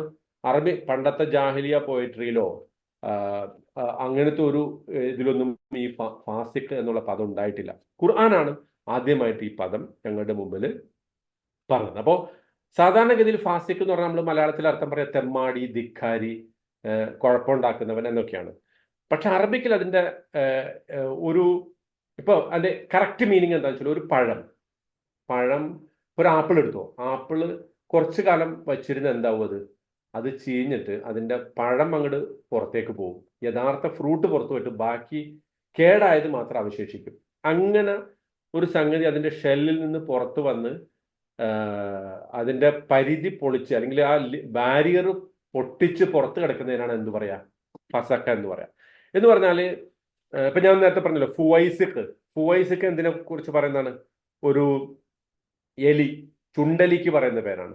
കാരണം എന്താ, എലി അതിൻ്റെ മാളത്തിൽ നിന്ന് ആ മാളത്തിന്റെ പരിധി കഴിഞ്ഞ് പുറത്തേക്ക് വരികയും ഒരു കുഴപ്പമുണ്ടാക്കുകയും ചെയ്യുന്നു. അതുകൊണ്ടാണ് ബേസ്റ്റ് എന്നല്ല, തോട് പൊളിച്ച് പുറത്ത് കിടക്കുക. അല്ലെങ്കിൽ നമ്മൾ പറയല്ലോ ഒരു എന്താ പറയാ, സാധാരണഗതിയിൽ തെറ്റ് ചെയ്യുന്ന ആളുകളെ കുറിച്ച് പറയില്ല, അവന്റെ പരിധിയൊക്കെ ലംഘിച്ച് പുറത്ത് കിടക്കുന്നു എന്ന അർത്ഥത്തിൽ പറയല്ലേ. കയറ് പൊട്ടിച്ചു പോകണമെന്നൊക്കെ പറയില്ലേ മലയാളത്തിൽ. ഒരാൾ കയറ് പൊട്ടിച്ചു പോകണമെന്ന് പറഞ്ഞ അർത്ഥം എന്താ? അവനൊരു ലിമിറ്റ് ഉണ്ട്, ആ ലിമിറ്റ് കടന്ന് പുറത്തു പോകുന്നു. അതാണ് ഫുവൈസക്ക്. അത് നേരത്തെ പറഞ്ഞ പോലെ ഒരു ഹദീസിൽ മറ്റേ പാത്രമൊക്കെ മൂടി വെക്കണം. നിങ്ങൾ ഉറങ്ങാൻ നേരത്ത് റസൂല് പറഞ്ഞാണ് തീ കെടുത്തണം, പാത്രം കഴുകി മൂടി വെക്കണം, കാരണം അതിൽ ഫുവൈസിക്ക് വരാൻ സാധ്യതയുണ്ട് എന്നൊരു ഹദീസിൽ നമുക്ക് കാണാൻ സാധിക്കും. പിന്നെ ഇതില് ഈ ഫാസിഖ് എന്നുള്ളത് ഒരു ഫിഗറേറ്റീവ് സ്പീച്ച് കൂടിയാണ്. അതായത് മനുഷ്യർക്ക് അള്ളാഹു ഒരു ഫിത്രത്ത് നൽകിയിട്ടുണ്ട്. ആ ഫിത്രത്ത് എന്താ? നമ്മൾ അള്ളാഹിനെ അനുസരിക്കുക എന്നുള്ളതാണ്. നമ്മൾ നന്മ ചെയ്യുക, അള്ളാഹുവിന്റെ കൽപ്പനയെ അനുസരിക്കുക എന്നുള്ളതാണ് സാധാരണ നമ്മുടെ ഫിത്രത്ത്. ആ ഫിത്രത്തിനെ നമ്മൾ ലംഘിച്ച് പുറത്തു കിടക്കുമ്പോഴാണ് നമ്മൾ ഫാസിഖ് ആവുക. മനസ്സിലായോ? അള്ളാഹുവിനെ അനുസരിക്കുക എന്നുള്ള നമ്മുടെ പ്രകൃതിയെ ലംഘിച്ച് ആ ധിക്കാരത്തിലേക്ക് നമ്മൾ പോകുമ്പോൾ അവിടെ നമ്മൾ ഫാസിഖ് ആകുന്നു. എല്ലാവർക്കും പലതരത്തിലുള്ള ആഗ്രഹങ്ങളുണ്ട്, നമ്മുടെ ശാരീരികമായ മോഹങ്ങളുണ്ട്. പണം സമ്പാദിക്കണം, അല്ലെങ്കിൽ പ്രശസ്തി വേണം, പദവി വേണം, ഇങ്ങനെയൊക്കെ മോഹങ്ങളുണ്ട്. ഒരു പരിധി വരെ അത്തരം മോഹങ്ങളൊക്കെ എന്താണ്, നല്ലതാണ്. പക്ഷെ അതൊരു ഏത് തരം മോഹങ്ങളും ഏത് തരം അഭിലാഷങ്ങളും ഒക്കെ പരിധി ലംഘിക്കുമ്പോൾ അതെന്തായി മാറും? ഫിത്രത്തിനെതിരായി മാറും. അങ്ങനെ ലംഘിക്കുന്ന ആൾക്കാണ് എന്ത് പറയാ, ഫാസിഖ് എന്ന് പറയാം. അള്ളാഹുവിന്റെ പരിധിക്കുള്ളിൽ നിന്ന് നമ്മുടെ മോഹങ്ങളെ നമ്മൾ തൃപ്തിപ്പെടുത്തുമ്പോൾ അത് ഫിത്രത്താണ്, അത് ഫിത്രത്ത്. പക്ഷെ അതിനപ്പുറത്തേക്ക് ആ മോഹങ്ങളുടെ അതിര് കവിഞ്ഞ് നമ്മൾ പോകുമ്പോൾ അത് ഫാസിഖായിട്ട് മാറും എന്നുള്ളതാണ്. ഓക്കെ, ഇനി ഒരു ഫാസിഖ് ഈ മോഹങ്ങളെ കയറൂരി വിടുന്നു. മനുഷ്യന്റെ മനസ്സിലുള്ള ഇത്തരം അള്ളാഹു അനുവദിച്ചിട്ടുള്ള ആഗ്രഹങ്ങളെയും അഭിലാഷങ്ങളെയും മോഹങ്ങളെയൊക്കെ കയറൂരി വിടുന്ന ആളാണ് ഫാസിഖ് എന്നുള്ളതാണ് കേട്ടോ. ഓക്കെ, ഇവിടെ അംരി റബ്ബിഹി, തൻ്റെ റബ്ബിന്റെ കൽപ്പനയിൽ നിന്ന്. ഇപ്പൊ നോക്കൂ, അള്ളാഹു ഈ വാചകം സ്റ്റാർട്ട് ചെയ്യുന്നത് എങ്ങനെയാണ്? വൈദ് ഖുൽന, നാം പറഞ്ഞു എന്ന് പറഞ്ഞത്. പിന്നെ ഇപ്പൊ പറയുന്നു അംരി റബ്ബിഹി, അവിടെ ഒരു ട്രാൻസിഷൻ ഉണ്ട്. അവന്റെ റബ്ബിന്റെ, അപ്പൊ നാം എന്ന് പറഞ്ഞ് തുടങ്ങി അമ്ര റബ്ബ് കൊണ്ട് ഇവിടെ എത്തി. ഇനി ഇതിനു ശേഷം മിന്ദൂനി എന്ന് പറയുന്നുണ്ട്, എന്നെ കൂടാതെ. നാം, അവൻ, പിന്നെ അവന്റെ റബ്ബ്, പിന്നെ എന്നെ കൂടാതെ. അപ്പോൾ ആ ലമീറിന്റെ ട്രാൻസിഷനും നമുക്ക് ഇൽത്തിഫാത്തും ഇവിടെ ഇതേ വാചകത്തിൽ കാണാൻ പറ്റും കേട്ടോ. അതാണ് ഓക്കെ, അമ്ര റബ്ബ്. അപ്പൊ ഇബ്ലീസിന്റെ കൂടി റബ്ബാണ് ഞാൻ. അതാണ് അള്ളാഹു അമ്ര റബ്ബിഹി എന്ന് പറയുമ്പോൾ ഉദ്ദേശിക്കുന്നത്. അതായത് ഒരു ഭാഗത്ത് വൈദ് കുൽന, നാം എന്ന് പറഞ്ഞപ്പോൾ ഒരു ബഹുവചനായിട്ട് നിങ്ങൾ കരുതേണ്ടതില്ല, മറിച്ച് റബ്ബ് ഒറ്റ ആളേ ഉള്ളൂ. ആ ഏകവചനത്തിലേക്ക് അള്ളാഹു വരുന്നു. എന്നിട്ട് ഇബ്ലീസിനൊരു സ്പെഷ്യൽ റാങ്ക് കൊടുത്തതാണ്. ആ ഇബ്ലീസിന്റെ പദവിയാണ് അവിടെ ഉയർത്തുന്നത്. അമ്രി റബ്ബിഹി, അവന്റെ റബ്ബിന്റെ കൽപ്പന അവൻ ലംഘിച്ചു എന്ന് പറയുമ്പോൾ ആ ഇബ്ലീസിന് ഒരു പ്രത്യേക പദവി, അതായത് ഇബ്ലീസിന്റെ കൂടി റബ്ബാണ് ഞാൻ എന്ന ഒരു പോയിന്റ്, ഒരു സൂചന അള്ളാഹു അവിടെ കൊടുക്കുന്നുണ്ട് കേട്ടാ. എന്നിട്ടും അവൻ ആ കൽപ്പന ലംഘിച്ചു എന്ന അർത്ഥത്തില്. അപ്പൊ ഇവിടെ ഒരു ലീഡർഷിപ്പ് ലെസൺ കൂടിയുണ്ട്. അതെന്താന്ന് വെച്ചാല് നമുക്ക് കിട്ടിയ കൽപ്പന, നമ്മുടെ പദവിയെ, ഒരു ലീഡർ ഒരു കൽപ്പന തന്നാൽ നമ്മുടെ പദവിയെ കരുതി നമ്മളത് ലംഘിക്കരുത്. നമുക്ക് സ്പെഷ്യൽ സ്റ്റാറ്റസ് ഉണ്ട് എന്ന് തന്നെ നമ്മൾ വിചാരിച്ചിട്ട് നമ്മളത് ലംഘിക്കരുത്. ചിലപ്പോഴൊക്കെ ഈ മുസ്ലിം സമൂഹത്തിലും ഇസ്ലാമിക പ്രസ്ഥാനങ്ങളിലൊക്കെ ഉള്ള ആളുകൾക്കൊക്കെ അത് വേഗം തിരിയും. നേതാവ് ഒരു സംഗതി കൽപ്പിക്കുന്നത് നമ്മുടെ കൂടി നന്മ വെച്ചിട്ടായിരിക്കും, അല്ലെങ്കിൽ ഒരു പ്രസ്ഥാനത്തിന്റെ സംഘടനയുടെ ഒക്കെ ഒരു നന്മ വെച്ചിട്ടായിരിക്കും കൽപ്പിക്കുന്നുണ്ടാകുക. പക്ഷെ ആളുകൾ അതിനെ നമ്മുടെ സ്റ്റാറ്റസിന് യോജിച്ച ഒരു കൽപ്പന അല്ല അതെന്ന് പറഞ്ഞിട്ട് ലംഘിക്കുന്ന ഒരു പരിധി, ഒരു അങ്ങനത്തെ ഒരു പ്രവണത കണ്ടുവരാറുണ്ട്. അങ്ങനത്തെ ഒരു ഫിനോമിന അതിനെ കൂടി ഇവിടെ ലംഘിക്കുന്നുണ്ട്, എടുത്തു പറയുന്നുണ്ട് അള്ളാഹു. അതാണ് ഇത് ചോദിക്കാൻ അള്ളാഹു, അഫതത്തഖിദൂനഹു വദുർരിയതഹു ഔലിയാ മിൻ ദൂനി, അവനെയും അവന്റെ ആളുകളെയും. ദുർരിയത്ത് എന്ന് പറഞ്ഞാൽ എന്താ? സന്താനം. സന്താനം എന്ന് പറഞ്ഞാൽ ഇപ്പൊ സ്വാഭാവികമായിട്ടും നമ്മൾ നേരത്തെ പറഞ്ഞ പോലെ ഇബ്ലീസ് ജിന്നാണല്ലോ. ജിന്നിന് എന്തുണ്ട്? ജിന്ന് സാധാരണ മനുഷ്യരെ പോലെയാണ്. വിവാഹം കഴിക്കുന്നുണ്ടാകാം, കുട്ടികളുണ്ടാവാം, ഒക്കെ ഉണ്ടാകാം. ഇബ്ലീസിനെ കുറിച്ച് അത്തരം പല കഥകളുണ്ട്. ഇബ്ലീസ് തന്റെ മക്കളെയൊക്കെ വിളിച്ചിട്ട് ആളുകളെ വഴിപഴപ്പിക്കാൻ വിടുമ്പോൾ ഓരോരുത്തർ വന്ന് പറയുമ്പോൾ അവർ അഭിനന്ദിക്കുന്നു. പക്ഷെ ഏറ്റവും കൂടുതൽ അഭിനന്ദിക്കണ ഒരു കേസ് ഏതാ? ഭാര്യനും ഭർത്താവിനും തെറ്റിച്ചു എന്ന് ഒരുത്തൻ പറയും, ആ നീയാണടാ ഗോൾഡ് മെഡലിസ്റ്റ്. അവന് ഗോൾഡ് മെഡൽ കൊടുക്കുന്നുണ്ട്. കാരണം എന്താ? അത്രയ്ക്കും പരിഭാവനമാണ്. അർശ് കുലുങ്ങണ, അള്ളാഹുവിന്റെ അർശ് കുലുങ്ങണ ഒരു സംഭവമാണ് ഭാര്യ ഭർത്താക്കന്മാർ തമ്മിൽ പിന്നെ വിവാഹമോചനം നടക്കുക, അല്ലെങ്കിൽ അത്തരം കുടുംബ ബന്ധങ്ങൾ തമ്മിൽ ശിഥിലമാവുക എന്ന് പറയുന്നത്. അപ്പോൾ ആ ഒരു അങ്ങനെയൊക്കെ നമ്മൾ ഇബ്ലീസിനെ കുറിച്ച് കഥകൾ കേട്ടിട്ടുണ്ട്.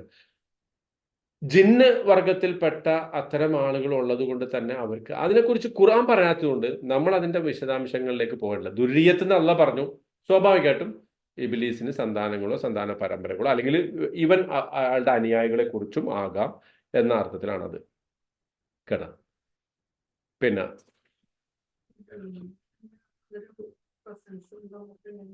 ഉണ്ട്, നമ്മൾ കണ്ണിന് കാണാത്ത അവസ്ഥയിൽ ജിന്നുകൾ ജീവിക്കുന്നുണ്ട്. പക്ഷെ ജിന്നു കൂടി എന്നൊക്കെ പറയുന്നിടത്ത് പ്രശ്നമാണ്. അങ്ങനെ ഉണ്ടല്ലോ, ജിന്ന് അങ്ങനെ കൂടൊന്നുമില്ല. ജിന്നിന് ആകെപ്പാടെ നമ്മളെ ചെയ്യാൻ പറ്റുക എന്താ? മനുഷ്യന്മാർക്ക് നമ്മളെ കുറിച്ച് എന്താ ചെയ്യാൻ പറ്റുക? അത്ര ഉള്ളൂ. അതായത് മനുഷ്യന്മാർക്ക് ചെയ്യാൻ പറ്റുന്ന പോലും ജിന്നിന് ചെയ്യാൻ പറ്റില്ല. മനുഷ്യർക്ക് നമ്മളെ ശാരീരികമായിട്ട് ഉപദ്രവിക്കാം, പക്ഷെ ജിന്നിന് ശാരീരികമായിട്ട് നമ്മൾ ഉപദ്രവിക്കാൻ പറ്റില്ല. പക്ഷെ ആളുകൾ അതിനെക്കുറിച്ച് കാട് കയറി പിന്നെ എത്രത്തോളം എന്ന് പറഞ്ഞാൽ വീട്ടിൽ വരുന്ന പൂച്ച ജിന്നായിരിക്കോ, പാമ്പ് ജിന്നാകുമ്പോൾ പാമ്പിനെ തല്ലാൻ പറ്റൂല, അല്ലെങ്കിൽ പിന്നെ ചിലപ്പോൾ ജിന്ന് വരും അതുകൊണ്ട് വാതില് തുറന്നിട്ടേക്കണം എന്നൊക്കെ പറഞ്ഞിട്ട് ഒരുപാട് അത്തരം സംഗതികളിലേക്ക് പോകുന്നുണ്ട്. അതിലൊന്നും ബേസിക്കലി ഒരു അടിസ്ഥാനമില്ല എന്ന് നമ്മൾ മനസ്സിലാക്കണം. അള്ളാഹു അത്ര തന്നെ പറഞ്ഞിട്ടുള്ളൂ, നിങ്ങളുടെ മനസ്സിൽ വസ്വാസം ഉണ്ടാക്കാനേ ഇബ്ലീസിന് പറ്റുള്ളൂ. കാരണം പരലോകത്ത് എത്തുമ്പോൾ ഇബ്ലീസിനോട് ആളുകൾ പറയും, നീയാണ് ഞങ്ങളെ വഴിപഴപ്പിച്ചത്. അപ്പൊ ഇബ്ലീസ് പറയണ മറുപടി എന്താ മറുപടി പറയണ? നിങ്ങൾ ഇവിടെ തന്നെ ആണോന്ന് അറിയാൻ വേണ്ടിട്ടാ.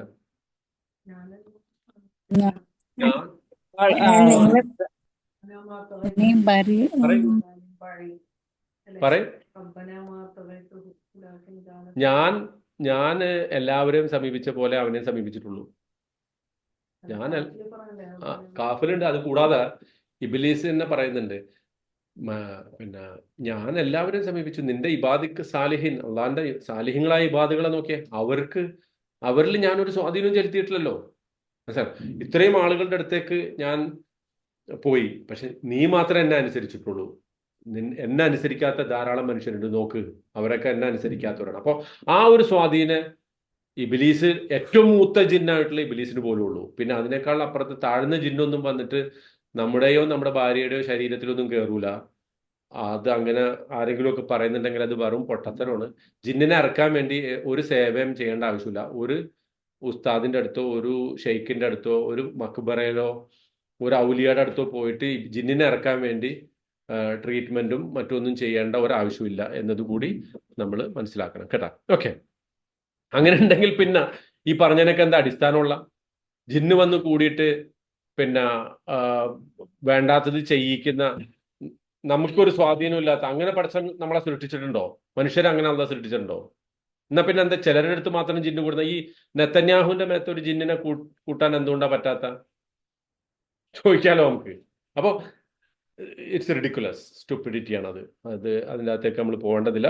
വേറെ നമുക്കൊരു സന്ദർഭത്തിൽ ജിന്നിനെ കുറിച്ച് ചർച്ച ചെയ്യാം. ഇതാണ് അപ്പൊ അത് പോയിന്റ്. ഓക്കെ, എനിവേ, അപ്പം ഈ ഇബ്ലീസിന്റെ ആളുകളെ ഔലിയ ആയിട്ട് സ്വീകരിക്കരുത്, വലിയ ആയിട്ട് സ്വീകരിക്കരുത്. അതാണ് അതിന്റെ ഏറ്റവും പ്രധാനപ്പെട്ട പോയിന്റ്. വലിയ എന്ന് പറഞ്ഞാൽ നമ്മൾ പറഞ്ഞു, വല്ല യുവലി എന്ന് പറഞ്ഞാൽ ഏറ്റവും അടുത്തിരിക്കുക എന്നാണ് അർത്ഥം. അപ്പം പ്രൊട്ടക്റ്റീവ് ഫ്രണ്ട്സ് ആൻഡ് ഗാർഡിയൻസ്, അതായത് നമ്മളെ സംരക്ഷിക്കുന്ന സുഹൃത്തും രക്ഷാധികാരിയുമായിട്ട് സ്വീകരിക്കുക എന്നുള്ളതാണ് വലിയ. ഇപ്പൊ യാ അയ്യുഹല്ലദീന ആമനൂ ലാ തത്തഖിദൂ അദൂവി വ അദൂവക്കും ഔലിയാ മിൻ ദൂനി, എന്റെയും നിങ്ങളുടെ ശത്രുക്കളെ വലിയാക്കരുത് എന്ന് പറഞ്ഞിട്ടുണ്ട്. ജൂതനസാറാക്കളെ നിങ്ങൾ വലിയാക്കി സ്വീകരിക്കരുത് എന്നൊക്കെ പറഞ്ഞിട്ടുണ്ട് കൂടെ. അതിന്റെ ഉദ്ദേശം എന്താ? അവരൊന്നും കണ്ടാ മിണ്ടാതിരിക്കണമെന്നോ, അള്ളാന്റെ ശത്രുക്കളാണ്, നീ അള്ളാന്റെ ശത്രുവാണ്, അതുകൊണ്ട് നീ എൻ്റെ അടുത്തിരിക്കേണ്ടെന്ന് പറഞ്ഞാൽ അവരെ ആട്ടിയാകണം, ഇതൊന്നും അല്ലാതെ പറയണം. പിന്നെന്താ? നമ്മളുടെ ഒരു ഏറ്റവും അടുത്ത, നമ്മുടെ മനസ്സിന്റെ ഉള്ളിലുള്ള കാര്യങ്ങൾ പോലും അറിയുന്ന, നമ്മളെപ്പോലും നമ്മുടെ എല്ലാ കാര്യങ്ങളും നിയന്ത്രിക്കുന്ന ഒരു ഒരു ഗാർഡിയനായിട്ട്, ഒരു രക്ഷിതാവായിട്ട് ഇവരെ കരുതരുത്. അതാണ് ആ പറഞ്ഞതിൻ്റെ അർത്ഥമുള്ളത് കേട്ടോ. അവരുമായിട്ട് ആരുമായിട്ടും, മനുഷ്യരിൽ ആരുമായിട്ടും നമുക്ക് എന്ത് ചെയ്യാം? നല്ല നിലക്ക് സഹവസിക്കാം, നല്ല നിലക്ക് അവരുമായിട്ട് നല്ല പെരുമാറ്റങ്ങളാകാം, സംസാരിക്കാം, ഒക്കെ ആകാം, നന്നായിട്ട് അവരോട് പെരുമാറാം. പക്ഷെ ഈ പറഞ്ഞ രൂപത്തിലുള്ള ഒരു ആത്മമിത്രം എന്നുള്ള ഒരു രൂപത്തിലേക്ക് അവരുടെ അടുത്തേക്ക് എത്തരുത് എന്നുള്ളതാണ്. ഓക്കെ. ഇനി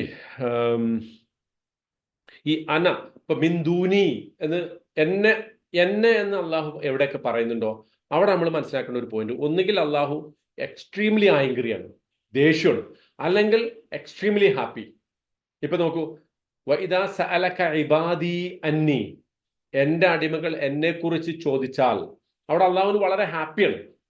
പക്ഷെ ഇവിടെ ലാ തത്തഖിദു എന്താണ് പറയുന്നത്?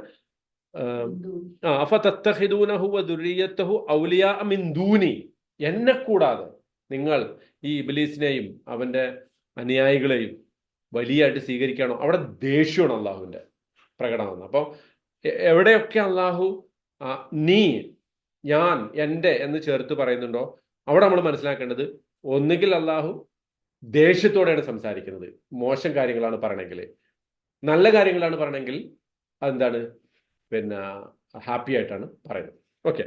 എന്നിട്ട് പറയുന്നത് ബിഇസ ലിൽവാലിമീന ബദല, ബിഇസ എത്രയോ മോശമാണ്, ലിൽവാലിമീന അക്രമികൾക്ക് ബദലൻ, അത് എത്ര മോശമായ സംഗതിയാണ്. ഈ ബിഇസ വരുമ്പോൾ നമ്മൾ ശ്രദ്ധിക്കേണ്ട ഒരു സംഗതി എന്ന് വെച്ചാൽ, ബിഇസ സാധാരണഗതിയിൽ ബിഇസ വരുമ്പോൾ അതിന് ശേഷമുള്ള ഇസ്മുണ്ടല്ലോ, അത് എന്താണോ മോശം എന്ന് പറയുന്നത് അത് മർഫു ആണ്. ഏതുപോലെ ബിഇസ ഷറാബു എന്നാ പറയാം. സാ പറയുമ്പോഴോ അതിനുശേഷമുള്ളത് നസ്ബാണ്, സാഅത്ത് മുർത്തഫഖ. പക്ഷെ ഇവിടെ നോക്കൂ, ബിഇസ ലിൽവാലിമീന ബദല, അതിന്റെ അർത്ഥം എന്താ? ഈ ബിഇസയും സായും കൂടെ ഒന്നിച്ച് ചേർത്തിട്ടാണ് അള്ളാഹു പറഞ്ഞിട്ടുള്ളത്. മനസ്സിലായിട്ടുണ്ടോ? ഇപ്പൊ നേരത്തെ പറഞ്ഞല്ലോ ബിഇസ ഷറാബു വസാഅത്ത് മുർത്തഫഖ, നേരത്തെ ഈ സൂറത്തുൽ കഹ്ഫിൽ പറഞ്ഞു. അതെത്ര, നരകത്തിൽ ആ പാനീയത്തെ കുറിച്ച് പറഞ്ഞപ്പോ അതെത്ര മോശം പാനീയമാണ്, സാഅത്ത് മുർത്തഫഖ, ആ നരകം എത്ര മോശം സങ്കേതമാണ്. അപ്പൊ ബിഇസ ഷറാബു മർഫു ആണ്, സാഅത്ത് മുർത്തഫഖ അത് മൻസൂബാണ്. അങ്ങനെയാണ് എപ്പോഴും പറയാം. നിഅമ അതുപോലെ തന്നെ, നിഅമ അതിന്റെ ഓപ്പോസിറ്റ് ആണ്, ബിഇസയുടെ ഓപ്പോസിറ്റ് ആണ് എന്ത്? നിഅമ, എത്രയോ നല്ലത്.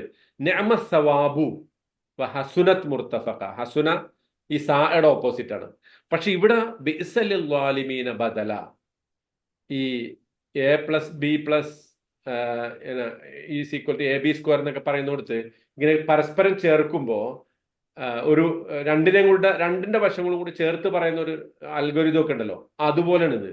എന്ന് പറഞ്ഞാൽ ബിഇസ ലിൽവാലിമീന ബദലുൻ എന്നാണ് പറയേണ്ടിയിരുന്നത്. പക്ഷെ അതിന് പകരം ബിഇസ പ്ലസ് സാ ചേർത്തു അള്ളാഹു, എന്നിട്ട് സാ ഒഴിവാക്കി ബദലൻ നിർത്തി. അപ്പൊ ബിഇസ ലിൽവാലിമീന ബദല എന്ന് പറഞ്ഞാൽ അതെത്ര മോശം, എത്ര ഡിസ്ഗസ്റ്റിംഗ് പകരമാണ്. ബദൽ എന്ന് പറഞ്ഞാൽ എന്താ? നമ്മൾ മലയാളത്തിൽ പറയാറില്ലേ ബദൽ, ഒരു ബദൽ വ്യവസ്ഥ, അതുപോലെ പകരം. അള്ളാഹുവിന് പിശാചിനെ അല്ലെങ്കിൽ ഇബ്ലീസിനെയും അയാളുടെ സന്താനങ്ങളെയും ഒരു വലിയായിട്ട് സ്വീകരിക്കുക എന്ന് പറയുന്നത് എത്രയോ മോശം പകരമാണ് എന്നതാണ് പറയുന്നത്. അപ്പൊ അതാണ് ഇതിന്റെ ഒരു ചെറിയ വിശദീകരണം. ഇനി കുറച്ച് ഡൗട്ട്സ് ഉണ്ടെങ്കിൽ ഒരു 5 മിനിറ്റ് നമുക്ക് അതിന് സമയമുണ്ട്, അതിന് ശേഷം അവസാനിപ്പിക്കാം. ഉണ്ടോ എന്തെങ്കിലും ഈ പറഞ്ഞെന്ന്? സർ, ഒരു ഡൗട്ട്. നമ്മള് ബനി ഇസ്രായേൽ സൂറ ഇസ്ര പറഞ്ഞില്ലേ, അപ്പൊ അതിലെ പ്രഥമ ശ്രോതാക്കൾ ബനി ഇസ്രായേലാന്നല്ലേ പറഞ്ഞത്? അതെ അതെ. പക്ഷെ അത് മക്കി സൂറയല്ലേ? ഞാൻ അത് കുറെ മുന്നേ പഠിച്ചതിന്റെ ഓർമ്മയാണ്, മക്കി സൂറയാണ്. അപ്പൊ പ്രവാചകൻ ഹിജ്റക്ക് മുന്നേ ഏകദേശം ഇനി വരാൻ പോകുന്ന ഓഡിയൻസ് ആരായിരിക്കും എന്ന് പ്രവാചകൻ ഒരു മുന്നറിയിപ്പ് കൊടുക്കുന്നതാണ് ആ സൂറയിൽ എന്ന് പറയുമ്പോ ഖുറൈശികളല്ലേ അവിടെ ഓഡിയൻസ് ആയിട്ട് വരിക? ആ വെരി ഗുഡ്, നല്ല ചോദ്യമാണത്. അതായത് ഇപ്പൊ നമ്മളിപ്പോ ഈ കഹഫിന്റെയും സൂറ കഹഫും സൂറ ഇസ്രാവും ഏറെക്കുറെ വളരെ അടുത്ത് നിൽക്കുന്ന രണ്ട് അവതരണ പശ്ചാത്തലത്തിൽ അടുത്ത് നിൽക്കുന്നതാണ്. അപ്പൊ അതിൽ നമ്മൾ കഹഫിന്റെ കുറിച്ച് പറഞ്ഞപ്പോൾ 3 ചോദ്യങ്ങൾ പറഞ്ഞില്ലേ? ഈ മക്കാ മുശ്രിക്കുകൾ ചോദിച്ച 3 ചോദ്യം എന്തൊക്കെയായിരുന്നു? ഒരു ചോദ്യം ഈ ഗുഹാവാസികളെ കുറിച്ചാണ്, ഏതാനും യുവാക്കൾ എന്നാണ് അത് പറഞ്ഞത്. രണ്ടാമത്തെ ചോദ്യം ഈ ദുൽഖർനൈനെ കുറിച്ചാണ്, ഒരു യാത്ര പോയ ഒരാളെ കുറിച്ചാണ്. മൂന്നാമത്തെ ചോദ്യം റൂഹിനെ കുറിച്ചാണ്. 2 ചോദ്യത്തിന് മറുപടി കഹ്ഫിലുണ്ട്, ഒരു ചോദ്യത്തിന് മറുപടി സൂറത്തുൽ ഇസ്രായിലാണുള്ളത്. ഈ ചോദ്യങ്ങൾ ഇവർക്ക് എവിടുന്നാ കിട്ടിയത്? മക്കാ മുശ്രിക്ക് മദീനയിലുള്ള ജൂതന്മാര്. കറക്റ്റ്. മദീനയിലെ ജൂതന്മാരോട് പോയി ചോദിച്ചിട്ടാണ് അവര് ഈ ചോദ്യം വന്ന് പറയുന്നത്. സ്വാഭാവികമായിട്ടും ഉത്തരം പറയുന്നത് ആരോടാ? മക്കാ മുശ്രിക്കുകളോടാണ്. പക്ഷെ കൊള്ളുന്നത് ആർക്കാ? ജൂതന്മാർക്ക്. അതാ ഞാൻ പറഞ്ഞത്, പ്രൈമറി ഓഡിയൻസ് ആരാണ്? ജൂതന്മാരാണ്. കാരണം ഇതിന്റെ ഒക്കെ പിന്നിൽ ഈ ചോദ്യങ്ങൾ ചോദിക്കാൻ ഇവരെ പ്രേരിപ്പിച്ച ഘടകം എന്താ? കുത്തിത്തിരിപ്പുണ്ടാക്കാൻ, ഈ പ്രവാചകൻ അംഗീകരിക്കുക. അതായത് ഇവർക്കൊക്കെ അറിയാം, ഇവര് പ്രവാചകൻ സല്ലല്ലാഹു അലൈഹി വസല്ലം മക്കയിലാണെങ്കിലും സൂറത്തുൽ കഹ്ഫും ഇസ്രാവും മക്കയിലാണ് അവതരിച്ചെങ്കിലും ഇതിന്റെ പോയിന്റുകൾ അവർക്ക് അവിടെ എത്തിയിട്ടുണ്ട്. എവിടെ? മദീനയിൽ എത്തിയിട്ടുണ്ട്. അവർക്കറിയാം ഈ പ്രവാചകൻ. പലരും യാത്ര ചെയ്യുമ്പോൾ പറഞ്ഞിട്ടുണ്ട് അവരോട് ഇങ്ങനെ ഒരു പ്രവാചകനുണ്ട്. പക്ഷെ അവർ അംഗീകരിക്കാതിരുന്നതിന്റെ അടിസ്ഥാനപരമായ പ്രശ്നം എന്താ? അവർക്ക് ഈ ഇപ്പൊ ഈവൻ നജ്ജാഷിക്ക് വരെ മനസ്സിലായല്ലോ. നജ്ജാഷിനോട് ജഅഫർ ബിൻ അബി താലിബ് പോയി പറഞ്ഞപ്പോൾ തന്നെ മനസ്സിലായി ഇത് ശരിക്കും പ്രവാചകനാണ്. ഇതേ പ്രവാചകനാണെന്നുള്ളത് മക്കാ മുശ്രിക്കുകൾ പോയി ജൂതന്മാരോട് ചോദിച്ചപ്പോൾ അവർക്ക് മനസ്സിലായിട്ടുണ്ട്. പക്ഷെ അവർക്ക് ഉൾക്കൊള്ളാൻ പറ്റാതിരുന്ന എന്തുകൊണ്ടാ? അവരിൽ നിന്നുള്ള ഒരു പ്രവാചകനാണ്. അതുകൊണ്ടാണ് അവർ ഈ ചോദ്യങ്ങൾ ചോദിക്കാൻ വേണ്ടി പിന്നെ മക്കാ മുശ്രിക്കുകളോട് പറഞ്ഞത്. ആ ചോദ്യങ്ങൾക്ക് ഉത്തരം അല്ല പറയുമ്പോൾ സ്വാഭാവികമായിട്ടും ആ ചോദ്യങ്ങൾ ഉണ്ടാക്കിയത് ആരാണോ അവരാണ് അഭിസംബോധന. അതുകൊണ്ടാണ് അത് പ്രൈമറി ഓഡിയൻസ് അവരാണെന്ന് പറയുന്നത്. കേട്ടോ? ക്ലിയർ അല്ലേ? ശരി, അപ്പൊ നമുക്ക് പഠിപ്പിക്കാം. അല്ലാഹു സുബ്ഹാനഹു വ തആല പരിശുദ്ധ ഖുർആൻ മനസ്സിലാക്കുകയും അത് ജീവിതത്തിൽ പകർത്തുകയും ചെയ്യുന്ന ആളുകളുടെ കൂട്ടത്തിൽ നമ്മൾ ഉൾപ്പെടുത്തി അനുഗ്രഹിക്കുമാറാകട്ടെ. നമ്മിൽ നിന്ന് വന്നു പോകുന്ന വീഴ്ചകൾ അല്ലാഹു പുറത്ത് മാപ്പാക്കി തരുമാറാകട്ടെ. اللهم اجعل جمعنا هذا جمعا مرحوما واجعل تفرقنا من بعده تفرقا معصوما. اللهم لا تجعل فينا ولا معنا شقيا ولا محروما. اللهم اجعل القرآن العظيم ربيع قلوبنا ونور صدورنا وجلاء همنا وذهاب أحزاننا وهمومنا. اللهم علمنا منه ما جهلنا وذكرنا منه ما نسينا. اللهم ارزقنا تلاوته آناء الليل وأطراف النهار على الوجه الذي يرضيك عنا برحمتك يا أرحم الراحمين. سبحانك اللهم وبحمدك أشهد أن لا إله إلا أنت أستغفرك وأتوب إليك. السلام عليكم ورحمة الله وبركاته.